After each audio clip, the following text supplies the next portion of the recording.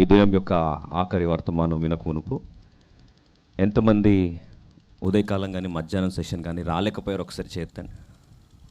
రాలేకపోయేవారు. Okay. ఈ సాయంకాల సమయంలో మన యొక్క అంశము, ఈ సంవత్సరము యూపీఎఫ్ రిట్రీట్ కొరకు దేవుడు దయచేసిన అంశము రోమా 14వ అధ్యాయము. మనందరం కలిసి 12వ వచనాన్ని చదువుదాం. Book of Romans chapter 14 verse 12 we'll read all together. అందరం కలిసి చదువుకుందాం. రోమా 14:12 మనందరం కలిసి చదువుకుందాం. All of us together we'll read prayerfully. నా తోడు ప్రతి మోకాళ్ళను నా ఎదుట వంగును, ప్రతి నాలుకయు దేవుని స్తుతించును అని ప్రభువు చెప్పుచున్నాడు అని రాయబడినది కనుక మనలో ప్రతి వాడును తన్ను గురించి దేవునికి లెక్క ఒప్పగింపవలను. ప్రతివాడును తన్ను గురించి దేవునికి లెక్క అప్పగింపవలను. ఇప్పుడు ప్రశ్న ఏంటంటే, లెక్కలు అప్పగించాల్సిన సమయంలో చాలా రకాల కార్యకలాపాలు జరుగుతూ ఉంటాయి. ఏప్రిల్ 1వ తారీఖు, మార్చ్ ఆఖరి రోజు, ఈ 2 రోజులు లెక్క అప్పగించే వాళ్ళకి, లెక్కలు అప్పగించుకుంటున్న వాళ్ళకి అతి భయంకరమైన సమయం. ఫైనాన్షియల్ ఇయర్ క్లోజ్ అవుతున్న టైంలో, వారి యొక్క ఆర్థిక సంవత్సరం ముగుస్తున్న సందర్భంలో మార్చి నెల వచ్చిందంటే బ్యాంకులో ఉద్యోగస్తులకు కానీ లేదా ఫైనాన్స్ డిపార్ట్మెంట్లో పనిచేస్తున్న వాళ్ళకి ఎక్కడ లేని భయం. ఎందుకు తెలుసా అండి? వాళ్ళ భయం అంటే ఏంటంటే, ఆడిట్ సబ్మిట్ చేస్తున్నప్పుడు, ఆడిటింగ్ ఇయర్ ఎండ్ అవుతున్నప్పుడు వాళ్ళు ప్రతి బుక్ తీసుకొని వచ్చి వెరిఫై చేసుకోక తప్పదు. ఎందుకంటే వాళ్ళు రాసుకున్న ఆ లెక్కలు ఇప్పుడు పైన సుపీరియర్ చెక్ చేయబోతున్నాడు. తను చెక్ చేసిన తర్వాత ఈ ఆడిట్ అకౌంట్స్ని తీసుకెళ్ళి వేరే డిపార్ట్మెంట్కి సబ్మిట్ చేయబోతున్నారు. ఈ సబ్మిట్ చేసిన తర్వాత పుస్తకాల్లో కానీ తేడా వస్తే, వీళ్ళు రాసిన రికార్డ్స్ ఒకటి, జరిగింది ఇంకొకటి అయితే, ఈ 2 రికార్డ్స్లో తేడా జరిగితే మాత్రం, ఒక్కసారి తప్పు పడితే ఇంకా జీవితంలో ఎప్పుడు కూడా తిరిగి వారి మీద నమ్మకాన్ని పెట్టలేరు. కాబట్టి మార్చి నెల ఆడిట్ సంవత్సరం ఎండ్ అవుతుందంటే చాలాసార్లు ఈ వాణిజ్య సంస్థల్లో కానీ, పెద్ద పెద్ద కార్పొరేట్ సంస్థల్లో కానీ, బ్యాంకుల్లో కానీ, గవర్నమెంట్ ఉద్యోగాల్లో కానీ ఆడిట్ ఇయర్ ఎండ్ అవుతున్నప్పుడు చూడాల్సిన పరిస్థితి ఏంటంటే, ప్రతి ఒక్కరి పని ఏంటంటే ఆ లెక్కల పుస్తకం తీసి అన్ని ప్రాపర్గా వెరిఫై చేసుకుంటుంటారు. బిల్స్ కరెక్ట్ పెట్టారా లేదా, ఈ బిల్స్కి దీనికి టాలీ అవుతుందా లేదా, అన్ని ప్రతి రికార్డ్ని, స్టేట్మెంట్స్ తీసి చెక్ చేసుకొని వెరిఫై చేసుకున్న సమయం అది. ఎందుకు అంత తీక్షణంగా వారు వెరిఫై చేస్తారంటే, ఈ రాసిన రికార్డే రేపు భవిష్యత్తులో వారిని పట్టుకోబోతుంది. ఈ రాసిన రికార్డే భవిష్యత్తులో వారి గురించి లెక్కను తీర్మానించబోతుంది. చాలాసార్లు ఉన్న సమస్య ఏంటంటే, ప్రతి వ్యక్తి దేవునికి లెక్క చెప్పాలంటే మనం పెద్ద పట్టించుకోం. ఎందుకు పట్టించుకోం తెలుసా? మనకున్న భ్రమ ఏంటంటే, మాకు ఏం రికార్డు ఉండదండి అని. దేవుడు పెద్ద చూశాడా ఏంది, జరిగేటన్నీ మాకు అనిపిస్తున్నాయి ఏంటి, ఓ దేవునికి ఇంకా పనిపాటు ఏం లేదా, ఇవన్నీ గుర్తుపెట్టుకోవడానికి ఏం సాధ్యమవుతుందని చాలాసార్లు ఆ భ్రమలో అపవాది మనల్ని నెట్టివేస్తూ ఉంటాడు. ఎందుకంటే ఇది చేసేవేవి కూడా రికార్డు కావట్లేదు కాబట్టి నేను వీటిని పట్టించుకోకపోయినా పర్లేదు అనే భ్రమలోనికి అపవాది నెట్టేస్తాడు. కానీ నిజంగా మన జీవితంలో జరిగే ప్రతి కార్యకలాపం, మన ప్రవర్తన, మన ఆలోచనలు, మన ప్రతిస్పందనలు ఇవన్నీ కూడా రికార్డ్ అవుతున్నాయి అని తెలిస్తే, బుక్స్లో రికార్డ్ అవుతున్నాయని తెలిస్తే మనం ఎవరు కూడా దాన్ని పట్టించుకోకుండా విడిచిపెట్టే ప్రసక్తి ఉండదు. అందుకొరకు గమనించండి, సడన్గా సర్వేలెన్స్ ఉందనేసరికి ఎవరైనా మ్యారేజ్ వీడియోస్ ఒకసారి చూడండి మీరు. తర్వాత ఎప్పుడైనా సరదాగా ఉన్నప్పుడు, ఎప్పుడైనా కరెక్ట్గా టైంపాస్ కాకుండా ఖాళీగా ఉన్నట్లయితే మ్యారేజ్ వీడియోస్ తీసుకొచ్చి పెట్టి చూడండి. కెమెరామెన్ రానంత ముందు దాకా వాళ్ళు ఏదో సరదాగా క్యాజువల్గా, ఏ సీర ఎక్కడ ఉన్నావు ఏంది అని చెప్పి క్యాజువల్గా ఉంటారు. ఒక్కసారి కెమెరామెన్ నిలబడేసరికి వెంటనే సెట్ చేసేసుకుంటారు. చాలా ఆర్డర్లీ వేగా, చాలా డీసెంట్గా, డిగ్నిఫైడ్గా బిహేవ్ చేస్తారు. ఎందుకండి? గట్టి చెప్పండి. ఎందుకంటే అంతవరకు ఎవరు పెద్ద పట్టించుకునే వాళ్ళు ఎవరు లేరు. కానీ ఇప్పుడు ఏది బిహేవ్ చేసినా, ఏ ప్రవర్తన కూడా ప్రతి ఒక్కటి ఏమవుతుంది, ఇప్పుడు బంధించబడుతుంది. కెమెరా పెట్టి అందుకొరకే కొన్నిసార్లు అంటారు, ఇంకా లిఫ్ట్లో ఎక్కిన వెంటనే స్మైల్ యువర్ ఆన్ కెమెరా అని. అంతవరకు క్యాజువల్గా ఉంటారు. కెమెరా ఉందని సరే మళ్ళీ ఏం చేస్తారు, అలర్ట్ అయిపోతారు. ఈరోజు సమస్య ఏంటంటే, దేవుడు కెమెరాని ఎక్కడ ఇన్స్టాల్ చేశాడు మన జీవితంలో? మీరు ఏమనుకుంటారు చెప్పండి. ఈ రాత్రి కెమెరా గురించి మాట్లాడబోతున్నాం. లెక్కలు ఏ ప్రాంతం నుంచి రికార్డ్స్ వస్తాయి? ఒకే ఒక ఎవిడెన్స్ని చూపిస్తాను. 10 ఉన్నాయి, కానీ 10 చూడడానికి సమయం లేదు. ఈరోజు కేవలం ఒకటి మాత్రం చూస్తాం. రేపు తీర్పు ముందు నిలబడ్డప్పుడు అది క్రీస్తు న్యాయపీఠం ఎదుట రక్షించబడిన వారు మధ్యాకాశంలో క్రీస్తు న్యాయపీఠం ఎదుట నిలబడ్డప్పుడు దేహంతో జరిగించినవి మంచివైనా సరే చెడ్డవైనా సరే ప్రతి వాడు లెక్క చెప్పాలి అని దేవుడు అన్నాడు కదా. మరి లెక్క చెప్పేటప్పుడు రికార్డ్ ఎక్కడి నుంచి వస్తుంది? దేని ఆధారం చేసుకొని, దేన్ని బేస్ చేసుకొని దేవుడు తీర్పు తీర్చబోతున్నాడు? ఈ రాత్రి కెమెరాలు ఎక్కడ ఇన్స్టాల్ చేశాడు దేవుడు? అందుకొరకు దొంగోడు ఫస్ట్ చూసుకునేది ఏం తెలుసా? కెమెరాలు ఎక్కడున్నాయి చూసుకొని దానికి ప్లాన్ చేసుకుంటాడు, దాని ప్రకారం ఎలా తప్పించుకొని తిరగాలని. ఈరోజు సమస్య ఏంటంటే దేవుడు మనలో పెట్టిన కెమెరా ఎక్కడ ఇన్స్టాల్ చేశాడు? ఈ కెమెరా ఎక్కడ కనిపిస్తుంది? మనల్ని బంధిస్తున్న మన ప్రవర్తనలు, అవి దేహంతో చేసిన మంచివైనా సరే చెడ్డవైనా సరే, ఆధ్యాత్మిక జీవితంలో రాజీపడిన ఈ విషయాలన్నీ ఎక్కడ బంధించబడుతున్నాయి? పుస్తకం పరలోకంలో ఉందా? లేదా పుస్తకం చర్చిలో ఉందా? లేదా పుస్తకం ఇంట్లో ఉందా? కెమెరా ఎక్కడ పెట్టాడు దేవుడు? ఈ రాత్రి ఈ ప్రశ్నతో వాక్యాన్ని ఆరంభించాలని ఆశపడుతున్నాను. లెక్కలు అనేవి ఎప్పుడు మనం లెక్కల్ని పట్టించుకోకుండా తిరుగుతాం తెలుసా? దానికి ఏం రికార్డ్స్ లేవండి, పట్టించుకునే నాదుడే లేడు. ఒక నిలబడ్డా సరే ఏది చెప్పినా నడిచిపోతుంది అనుకున్నప్పుడు లెక్కల గురించి పెద్ద పట్టించుకోం.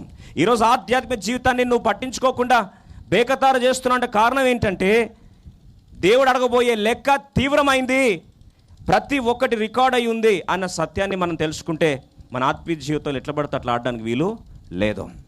ఈ రాత్రికాల సమయంలో ఈ కెమెరాని ఎక్కడ బంధించాడు దేవుడు?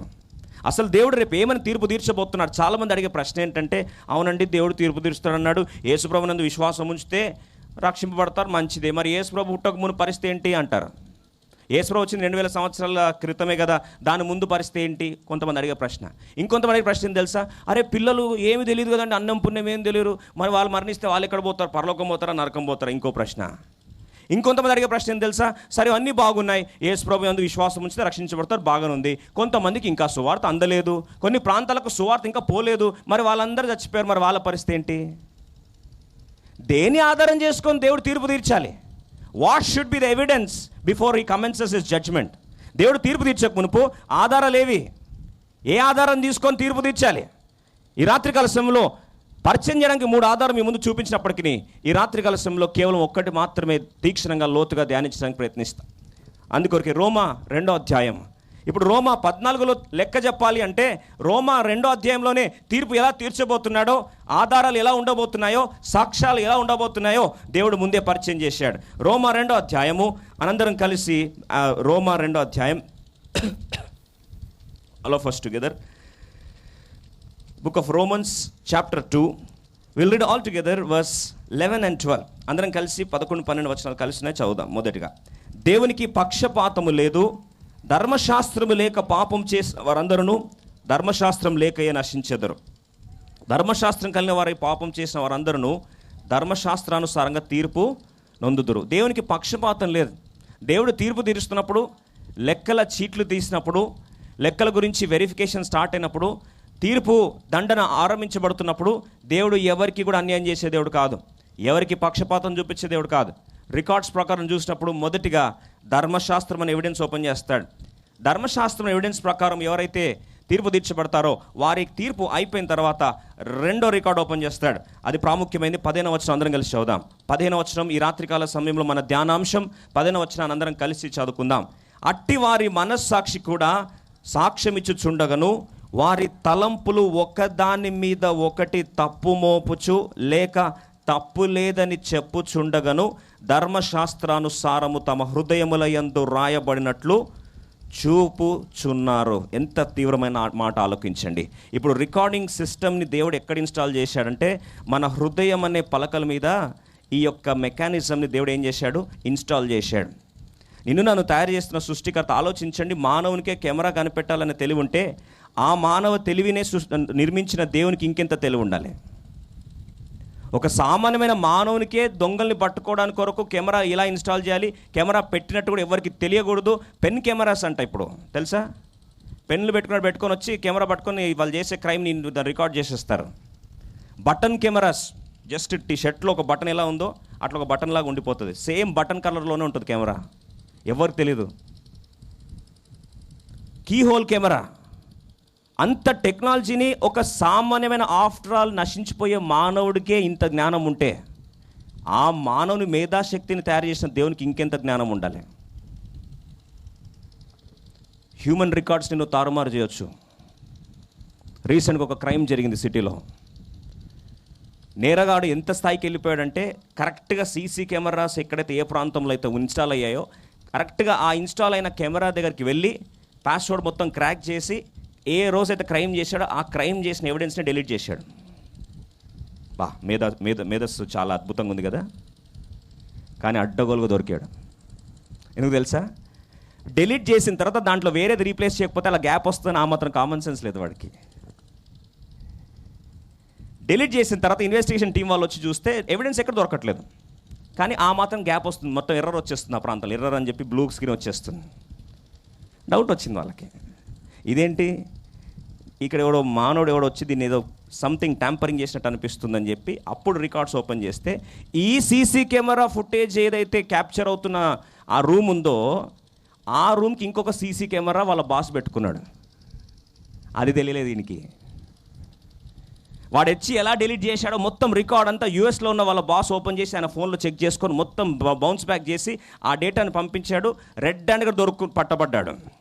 మానవునికి ఎంత జ్ఞానం ఉంటే ఆ మానవుని యొక్క జ్ఞానం బైబిల్ ప్రకారం వెర్రితనం అని రాస్తుంది. The wisdom of man is foolishness of God. ఈ రాత్రికాల సమయంలో ప్రియ సోదరి సోదరుడా, మనిషికే ఇంత మేధాశక్తి ఉంటే ఈ మానవం తయారు చేసిన దేవునికి ఇంకెంత మేధాశక్తి ఉండాలి? లెక్క అప్పచెప్పాల్సిన సమయంలో దేవుని యొక్క తీర్పు ఇంకెంత తీక్షణంగా ఉండబోతుందో ఒక్కసారి ఆలోచించు. ఇప్పుడు ఎక్కడ పెట్టాడు కెమెరా అంటే మన హృదయాల్లోనే పెట్టాడట.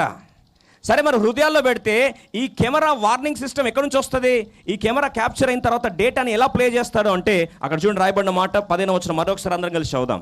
రోమా 2వ అధ్యాయం 10వ వచనం అందరం కలిసి చదువుదాం. అట్టి వారి మనస్సాక్షి కూడా సాక్ష్యం ఇచ్చుచుండగను వారి తలంపులు ఒకదాని మీద ఒకటి తప్పు మోపుచు. తలంపులు తప్పు మోపుతాయంట. నీ వ్యతిరేకంగా మాట్లాడే సాక్ష్యములు ఎవరో మానవుడు తీసుకొచ్చేది కాదు, నీ సొంత హృదయంలో నుండి వచ్చే తలంపులే నీకు వ్యతిరేకంగా సాక్ష్యం చెప్తాయి. ఇంతవరకు మానవుని యొక్క మేధాశక్తి తలంపులు ఎలా క్యాప్చర్ చేయాలో చేతగాట్లేదు. ఒక మానసిక శాస్త్రవేత్తగా చెప్తున్నాను, ఇప్పుడు దాకా తలంపుల్ని బంధించే యంత్రము కనిపెట్టాలని ప్రయత్నిస్తున్నాడు మానవుడు. కొన్ని లక్షల కోట్లు డంప్ చేసి రీసెర్చ్ ప్రాజెక్టులు పెడుతున్నాడు. ఇంకా తలంపుని ఎలా బంధించాలి అనే యంత్రం ఇంకా కనిపెట్టలే. కానీ ప్రభు అంటున్నాడు, నేను ఎప్పుడో కనిపెట్టేశాను, ఎప్పుడో తయారు చేసి పెట్టాను. నీ యొక్క హృదయం అనే పలక మీద మనస్సాక్షి అనే యంత్రంలో నేను బంధించి పెట్టాను. ఆ యంత్రంలో నుండి ఆలోచనలు అనేవి నీకు వ్యతిరేకంగా నిలబడి తీర్పు రోజు నీకు ముందు ముద్దాయని అవే కేకలు వేస్తాయి. What is this? ఎక్కడిది టెక్నాలజీ? ఒక్కసారి ఆలోచించి ప్రియ సహోదరుడా, నువ్వు ఎవరినన్నా తప్పించుకొని పారిపోతావు. ఏ ఆధారాలైనా తుడిపేసే ప్రయత్నం చేస్తావు. కానీ నీ హృదయం అనే ఆధారాన్ని తుడపగలవా? హృదయం అనే పలకల మీద మనస్సాక్షి అనే యంత్రాన్ని ఇన్స్టాల్ చేసిన దేవుడు ఆ మనస్సాక్షిలో నుండి వచ్చే ఆలోచనల్ని నువ్వు ఆపగలవా? మనిషి పారిపోయే ప్రయత్నం చేస్తున్నప్పుడు తన సొంత నీడ కూడా కొన్నిసార్లు మానవుని విడిచిపెట్టవచ్చు. కొంతమంది అంటారు రూపకాలంకారంలో, నీడలాగా నన్ను వెంబడిస్తున్నాడని. నీడ కూడా కొన్నిసార్లు ఆగిపోతుంది తెలుసా? నీ నీడ కూడా కొన్నిసార్లు నేను వెంబడించడం మానేస్తుంది. నువ్వు ఎక్కడికి పోయినా నేను వెంటాడేది ఒకటే, అది నీ మనస్సాక్షి. You can cheat anything in the world, anything under the sun can be cheated except your conscience. నీ మనస్సాక్షి తప్ప దేన్ని కూడా నువ్వు మోసం చేసుకోలేవు. ప్రపంచంలో మోసపోని వాళ్ళు ఇద్దరు, ఒకటి దేవుడు, రెండోది నీ మనస్సాక్షి. రెండోది ఎక్కడి నుండైనా పారిపోవచ్చు, కానీ పారిపోలేని శక్తులు రెండు, ఒకటి దేవుడు, రెండోది మనస్సాక్షి. చాలామంది ఏ భ్రమలో ఉంటారంటే మనస్సాక్షి స్వరాన్ని చిదిమేయొచ్చండి, చంపేయొచ్చండి అని. బైబిల్లో వాతవేమన మనస్సాక్షి ఉంది, కానీ చచ్చిపోయిన మనస్సాక్షి ఎక్కడ లేదు. ఒకరోజు రికార్డ్స్ తీస్తున్నప్పుడు నువ్వు ఎంత చంపేసినా సరే దేవుడు ఒక్కసారి కనెక్ట్ చేస్తే ఆటోమేటిక్గా మళ్ళీ మొత్తం అంతా సెన్స్లీ రీడ్ అయినప్పుడు నీ తలంపులే, నీ ఆలోచనలే నీకు వ్యతిరేకంగా నిలబడి నీకు వ్యతిరేకంగా సాక్ష్యాలు నీ సొంత తలంపులే చెప్తే ఏంటి నీ పరిస్థితి? Where can you run away? పారిపోవడానికి ఇక్కడ ఆస్కారం ఎక్కడుంది? ఇక విషాదం ఏంటంటే రీసెంట్గా అర్థం కావడం కొరకు ఎగ్జాంపుల్ చెప్పి ముందుకెళ్ళాలని ఆశపడతా ఉన్నాను. రీసెంట్గా మలేషియన్ ఎయిర్లైన్స్ క్రాష్ అయింది. 150 మంది VVIPలు ఉన్నారు ఆ యొక్క ఫ్లైట్లో. సెంట్రల్ ఏజెన్సీస్ అలాగే ఇంటర్నేషనల్ ఇన్వెస్టిగేటివ్ ఏజెన్సీస్ అన్నీ ఇన్వాల్వ్ అయ్యేసరికి అసలు ఎలా జరిగింది ఎవరికి అర్థం కావట్లేదు. అట్లాంటి ఆ పరిస్థితిలో అసలు ఏం జరిగింది అని ఆలోచిస్తూ ఉన్నారు. ఆ ఫ్లైట్ వెళ్ళి సముద్రంలో పడిపోయింది. ఎలా పడిందో అర్థం కావట్లేదు, ఎవరు కారకులు అర్థం కావట్లేదు, ప్రూఫ్స్ ఎక్కడ దొరకట్లేదు. ఆ సముద్రంలో పడిన తర్వాత మొత్తం అంతా నీళ్ళలో మునిగిపోయింది ఆ ఫ్లైట్ అంతా. ఇన్వెస్టిగేషన్ టీం వాళ్ళు వచ్చారు, 15 నిమిషాల్లో ఎవిడెన్స్ తీసుకొని వెళ్ళిపోయారు. ఎవరికి అర్థం కాలేదు ఎవిడెన్స్ ఎలా తీసుకున్నారని. వాళ్ళు డైరెక్ట్గా వచ్చి ఆ యొక్క కాక్పిట్ దగ్గరకు వచ్చారు. పైలట్ ఉండే లోపల కాక్పిట్లో అన్నీ డిస్ట్రాయ్ అయిపోయాయి, అన్ని ధ్వంసం అయిపోయాయి కానీ ఒక్క బాక్స్ మాత్రం ధ్వంసం చేయలేకపోయారు. ధ్వంసం కాలేదు అది. దాని పేరే బ్లాక్ బాక్స్ అంటారు. ఈ బ్లాక్ బాక్స్ని తయారు చేస్తున్నప్పుడు అది వేడికి కానీ, అగ్నికి కానీ, నీటికి కానీ, ఏ శక్తికైనా సరే, న్యూక్లియర్ బాంబింగ్ అయినా సరే, కొన్నిసార్లు యాటమ్ బాంబింగ్ జరిగినా సరే, ఏది కూడా ఆ బ్లాక్ బాక్స్ని పాడు చేయదు. అలా దాని చెస్ట్ని తయారు చేస్తారు. నీళ్ళలో మునిగిపోయింది, దాన్ని తీసుకొని వెళ్ళి సిస్టమ్ కనెక్ట్ చేశారు. విదిన్ 15 minutes మొత్తం జరిగిన రికార్డ్ అంతా బయటకు వచ్చింది. మీరు అనొచ్చు, బ్లాక్ బాక్స్ ఫ్లైట్కి పెట్టాడు మానవుడు అంటే, మనకు కూడా దేవుడు పెట్టాడు ఇంకొక బాక్స్. ఆ బాక్సే మనస్సాక్షి. ఈ మనస్సాక్షి ఒక్కసారి తీర్పు ముందు కనెక్ట్ చేస్తే నీ ఆలోచనలు మర్చిపోయిండొచ్చు గాక, నీ గతం నువ్వు మర్చిపోయిండొచ్చు గాక, నువ్వు దేవుని యొక్క పరిచయలో ఎగతాళిగా కాకతాళీయంగా తీసుకున్న సన్నివేశాలు నువ్వు మర్చిపోయిండొచ్చు గాక, విన్న వాక్యాలు నువ్వు పట్టించుకోకుండా ఒకవేళ నువ్వు దాన్ని బేకతారు చేసి విననట్టు నటించి ఇది నాకు కాదులే అని చెప్పి త్రోసిపుచ్చిండొచ్చు గాక. ఏవైనా దేవుడు క్షమిస్తాడు కానీ ఒక్కడు మాత్రం క్షమించడం. ఈరోజు తీవ్రమైన ఈ మాటను చెప్పడానికి కూడా నేను బాధపడుతున్నాను, కానీ చెప్పక తప్పదు. ప్రపంచంలో నువ్వు ఏ పాపం చేసినా దేవుడు క్షమిస్తాడు. నరహత్యనా క్షమిస్తాడు, వ్యభిచారమా క్షమిస్తాడు, ఇంకా ఏ పాపమైనా క్షమిస్తాడు. యేసుప్రభుని దూషిస్తావా ఆయన క్షమిస్తాడు. యేసుప్రభుని దూషించిన వారిని కూడా దేవుడు క్షమిస్తాడు, కానీ ఒకటి మాత్రం క్షమించాడు. ఈ రాత్రి ఆ మాట ఏందో మత్తయి సువార్త 12వ అధ్యాయం 31వ వచనం అందరం కలిసి చదువుకుందాం. మత్తయి సువార్త 12వ అధ్యాయం 31వ వచనం మనందరం కలిసి చదువుకుందాం. Shall we all read together Matthew's gospel chapter 12 verse 31. అందరం కలిసి. దయచేసి మైక్ ఎవరైనా చదవాల్సి మనం చూస్తున్నాం అన్న. కాబట్టి నేను మీతో చెప్పినదేమనగా మనుషులు చేయు ప్రతి పాపమును దూషణయు వారికి క్షమింపబడును గాని ఆత్మ విషయమైన దూషణకు పాప క్షమాపణ లేదు. నువ్వు ఏ దూషించినా క్షమాపణ పొందుతావు, ఏ పాపం చేసినా క్షమాపణ పొందుతావు. ఎంత ఘోర దుర్మార్గుడికైనా క్షమాపణ ఉంది. ఒకే ఒక పాపానికి క్షమాపణ. ఏంటి ఆ పాపం అంటే ఆత్మ విషయం. పరిశుద్ధాత్మ దేవుడు ఏదైతే నీకు జ్ఞాపకం చేస్తూ హెచ్చరిస్తూ సరి చేయడానికి ప్రయత్నిస్తాడో, ఈ సరి చేస్తున్నప్పుడు నీ మనస్సాక్షిని గుచ్చుతూ ఉంటుందో, పరిశుద్ధాత్మ దేవునికి మనస్సాక్షికి మధ్యలో జరిగే ఈ యొక్క అద్భుతమైన పరిచర్యను 2 నిమిషాలు మీకు వర్ణించాలని ఆశపడతా ఉన్నాను. పరిశుద్ధాత్మ దేవుడు వాక్యం అనే వెలుగులో నీ యొక్క మనస్సాక్షి మీరు దోషారోపణ చేస్తున్నప్పుడు, మనస్సాక్షి ఆలోచనలు నిన్ను ఫైర్ చేస్తున్న పరిస్థితుల్లో నీకు 2 అవకాశాలు ఉన్నాయి. క్షమించండి, 3 అవకాశాలు ఉన్నాయి. ఒకటి సరి చేసుకునే అవకాశము, రెండోది పట్టించుకోకుండా దీని యొక్క శబ్దాన్ని మూగబొచ్చే ప్రయత్నం, ఇది రెండోది. మూడోది ఏంటంటే ఈ శబ్దాన్నే చిదిమేసే ప్రయత్నం. మొదటిదేంటి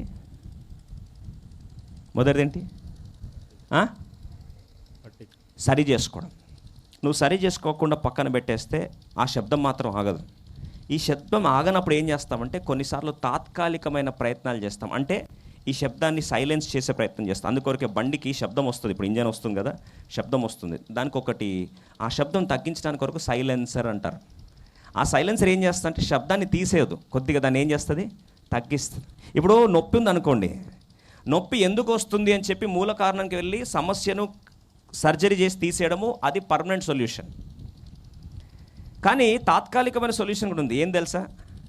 తాత్కాలిక సొల్యూషన్ ఏంటంటే వెళ్ళి క్రోసిన్ వేసుకుంటే అయిపోతుంది, పారాస్టమాల్ వేసుకుంటే అయిపోతుంది. పెయిన్ ఏమవుతుంది, తగ్గిపోతుంది. యూ కెన్ నమ్ the pain, you can silence the pain for a while. కొన్ని నిమిషాలు మాత్రమే, కొంతసేపు మాత్రమే మనస్సాక్షి యొక్క నొప్పిని నువ్వు చిదిమేసి లేదా కప్పిపుచ్చే ప్రయత్నం చేయవచ్చు. అది తాత్కాలిక ప్రయత్నమే. It is only a temporary solution. But you can never silence the voice of your conscience for rest of your life. It is impossible, అసాధ్యం. విషాదం ఏంటంటే, ఆలోచించండి, దేహానికి నొప్పి ఎంత ప్రాముఖ్యమో ఆత్మకు నొప్పి దానికంటే ప్రాముఖ్యమైంది. బహుశా ఈ మాటలు చెప్తుంటే వేరేగా తప్పుగా అన్యదా భావించకండి. మనిషికి నొప్పి మంచిదా చెడ్డదా? శరీరానికి నొప్పి మంచిదా చెడ్డదా మీరు చెప్పండి. మంచిదని వాళ్ళు చేస్తారు, ఛేదించి. మనిషికి శరీరానికి నొప్పి మంచిది కాదని వాళ్ళు చేస్తారు. ఓకే, 50-50 కదా. ఒక ఎగ్జాంపుల్ చెప్తాను, మీరే చెప్పండి.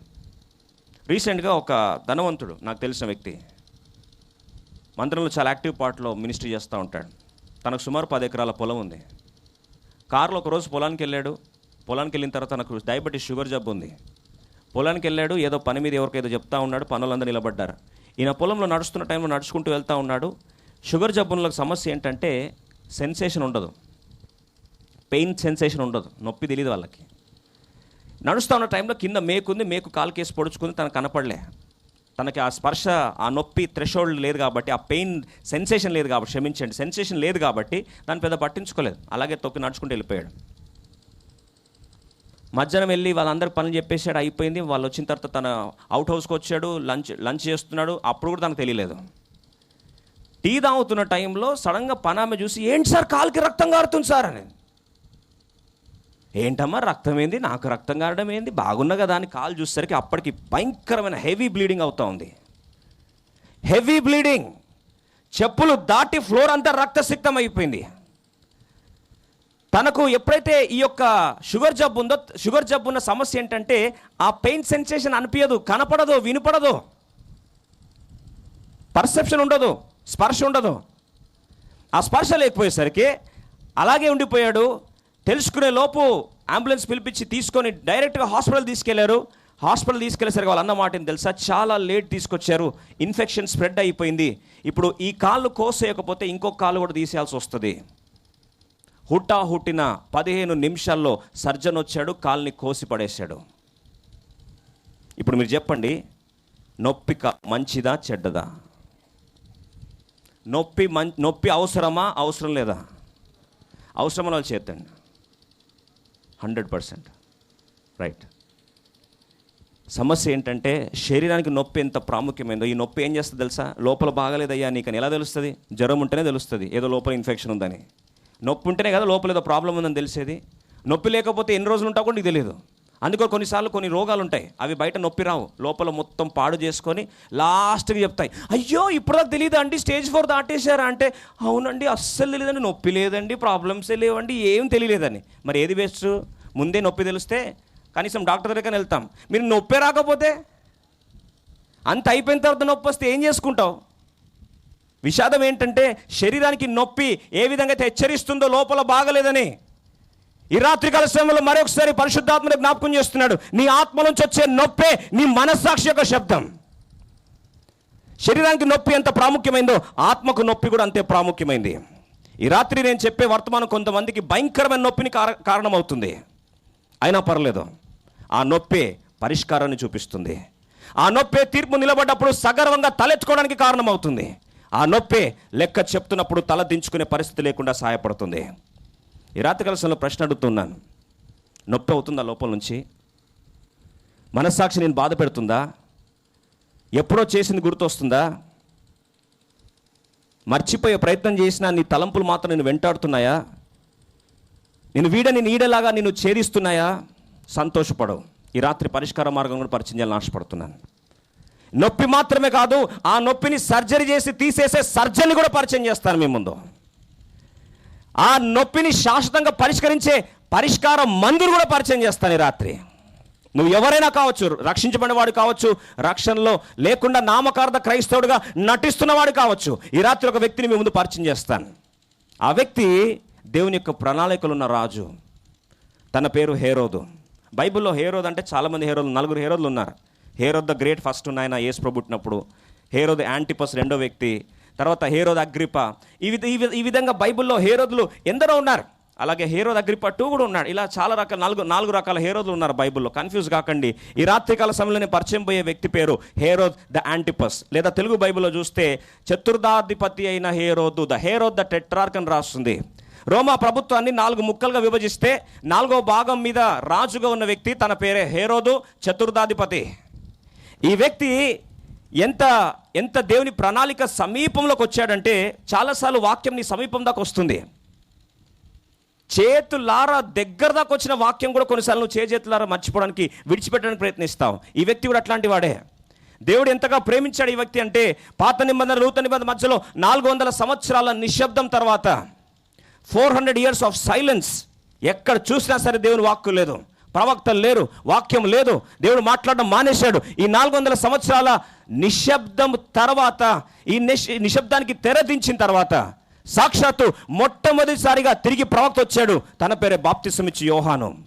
ఈ బాప్తిసమిచ్చి యోహాను వాక్యపరిచయం చేస్తున్నప్పుడు ఈ యోహాను ఎంతగా ప్రేమించాడు ఈ హేరోదునంటే, హేరోదు కొరకు ప్రత్యేకంగా పరిచయం చేయడం ఆరంభించాడు.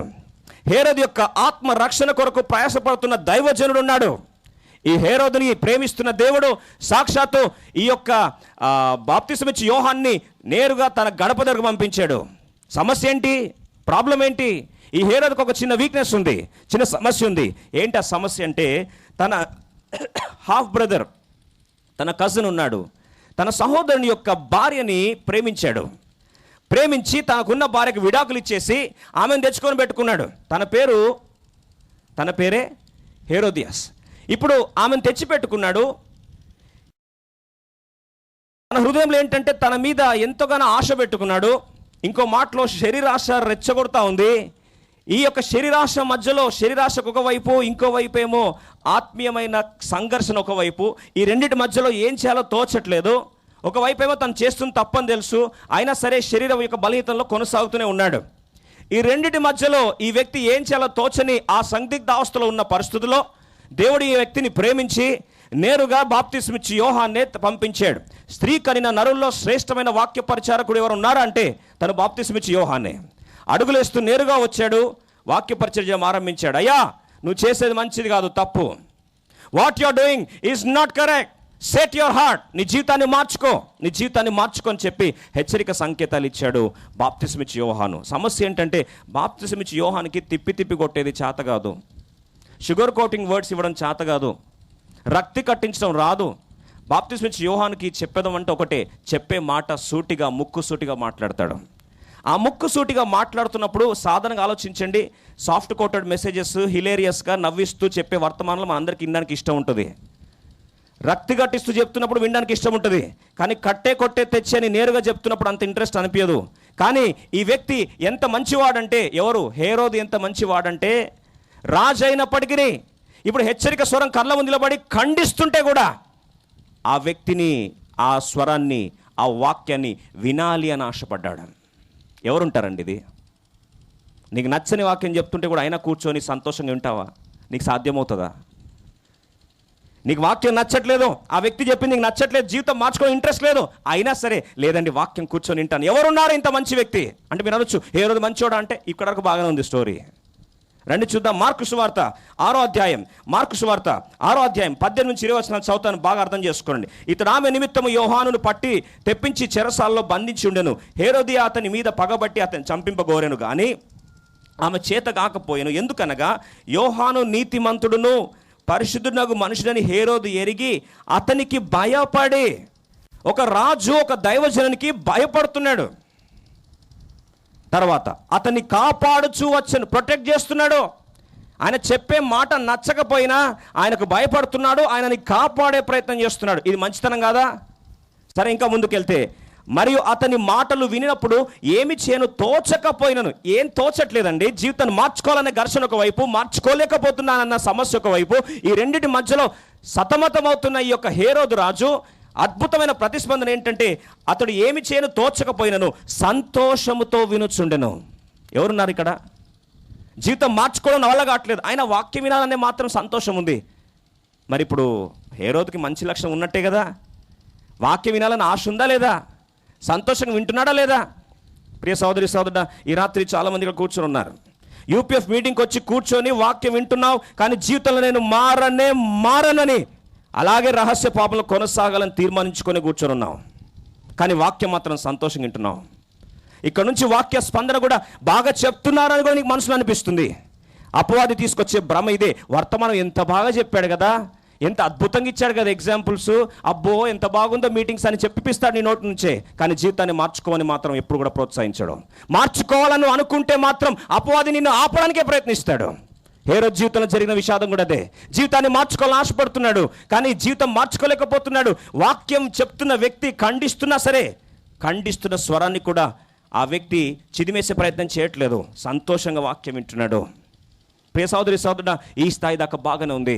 కానీ ఎప్పుడైతే హెచ్చరిక స్వరం వస్తుందో, వచ్చినప్పుడు జీవితం మార్చుకోలేకపోయాడో, ఈ మనస్సాక్షి గుర్చబడుతున్నప్పుడు, మొదటి స్థాయి మన జీవితాల్లో కొన్నిసార్లు వాక్యము తీవ్రంగా తీక్షణంగా జరుగుతున్న పరిస్థితులు ఉన్నట్టు కళ్ళ ముందు నిలబడినప్పుడు, ఈ మనస్సాక్షి దోషారోపణ చేయడం ఆరంభించినప్పుడు, ఆ గుర్చబడిన మనస్సాక్షి దాకా వచ్చి కూర్చొని ఉన్నావు. ప్రియ సహోదరి సహోదరుడా, ఇప్పుడు నువ్వు కూర్చున్నావు కానీ నీ ఆలోచనలు ఏమొస్తున్నాయని నీకు తెలుసు. ఇక్కడ కూర్చున్నావు కానీ నీ వల్ల కావట్లేదు, వాక్యం వినలేకపోతున్నావు. అట్లని చెప్పి పారిపోవాలని కూడా నీకు అనిపించట్లేదు. ఏదో ఒకటి పరిష్కారం పొందాలని ఆశపడుతున్నావు, కానీ జీవితంలో ఆ పాపాన్ని విడిచిపెట్టడం కూడా కష్టపడుతున్నావు. అట్లాంటి ప్రాంతంలో ఉన్నావా? అట్లాంటి పరిస్థితులు ఉన్నావా? ఈ వాక్యం నీ కొరకే.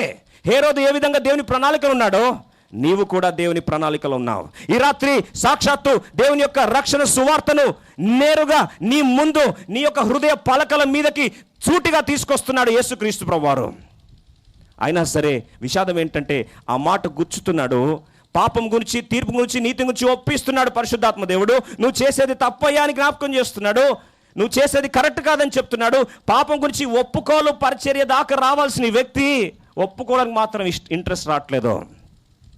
ప్రియ సోదరి సోదరుడా, అంతా తిరిగి పరిష్కార మార్గం దగ్గర రాకుండా ఇంకెన్ని రోజులు దోబుచ్చులాడతావు? నువ్వు వాక్య పరిచర్య చేస్తుండొచ్చు కాక, లేదా పరిచర్యలో పాల్గొని పొందుతుండొచ్చు కాక, కానీ పశ్చాత్తాపము, ఒప్పుకోలు యథార్థమైంది కాకుండా నువ్వు నటిస్తున్నట్లయితే హేరోదుకు నీకు ఏమి తేడా లేదు. గుచ్చబడిన మనస్సాక్షి తనను చిదిమేస్తూ ఉంది. ఇప్పుడు అనుకున్నాడు, ఇప్పుడు మనస్సాక్షి నన్ను డిస్టర్బ్ చేస్తుంది కదా, ఇప్పుడు ఈ నొప్పిని తాత్కాలికంగా తప్పించుకుందాము అని ప్రయత్నించాడు. ఏం ప్రయత్నించాడండి? వింటాను వాక్యం, నా జీవితాన్ని నేను మార్చుకోలేను, కొద్దిగా తాత్కాలికంగా కొన్ని రోజులు దీన్ని టైంపాస్ ఇలాగే పాస్ చేస్తాను, ఏదైనా పరిష్కారం వస్తే అప్పుడు ఆలోచిస్తాను అనుకున్నాడు. ఆలోచించడానికి ప్రయత్నించాడు. దినాలు గడుస్తూనే వచ్చాయి. ఒకరోజు తన బర్త్డే రానే వచ్చింది. తన జన్మదిన సందర్భంగా సభికులందరినీ పిలిపించాడు. రాజదర్బార్లో విందు వినోదాలు తారాస్థాయికి చేరాయి. ఇష్టం వచ్చినట్టు తాగేశారు. ఈయన కూడా తాగేశాడు. తాగిన మైకంలో ఎక్కడున్నాడో తెలియదు, తాగిన మైకంలో ఎవరు నటిస్తున్నారో తెలియదు, తాగిన మైకంలో ఎవరు నాట్యం ఆడుతున్నారో తెలియట్లేదు. తాగిన మైకంలో నాట్యం ఆడుతున్నది సొంత కూతురే అన్న సత్యం కూడా మర్చిపోయాడు. శరీరాశ ఏ స్థాయికి వెళ్ళిపోయిందంటే, ఆమె అర్ధనగ్నంగా కూతురే డ్యాన్స్ చేస్తూ ఉంటే చూస్తున్నాడు, తన్మయమైపోతున్నాడు.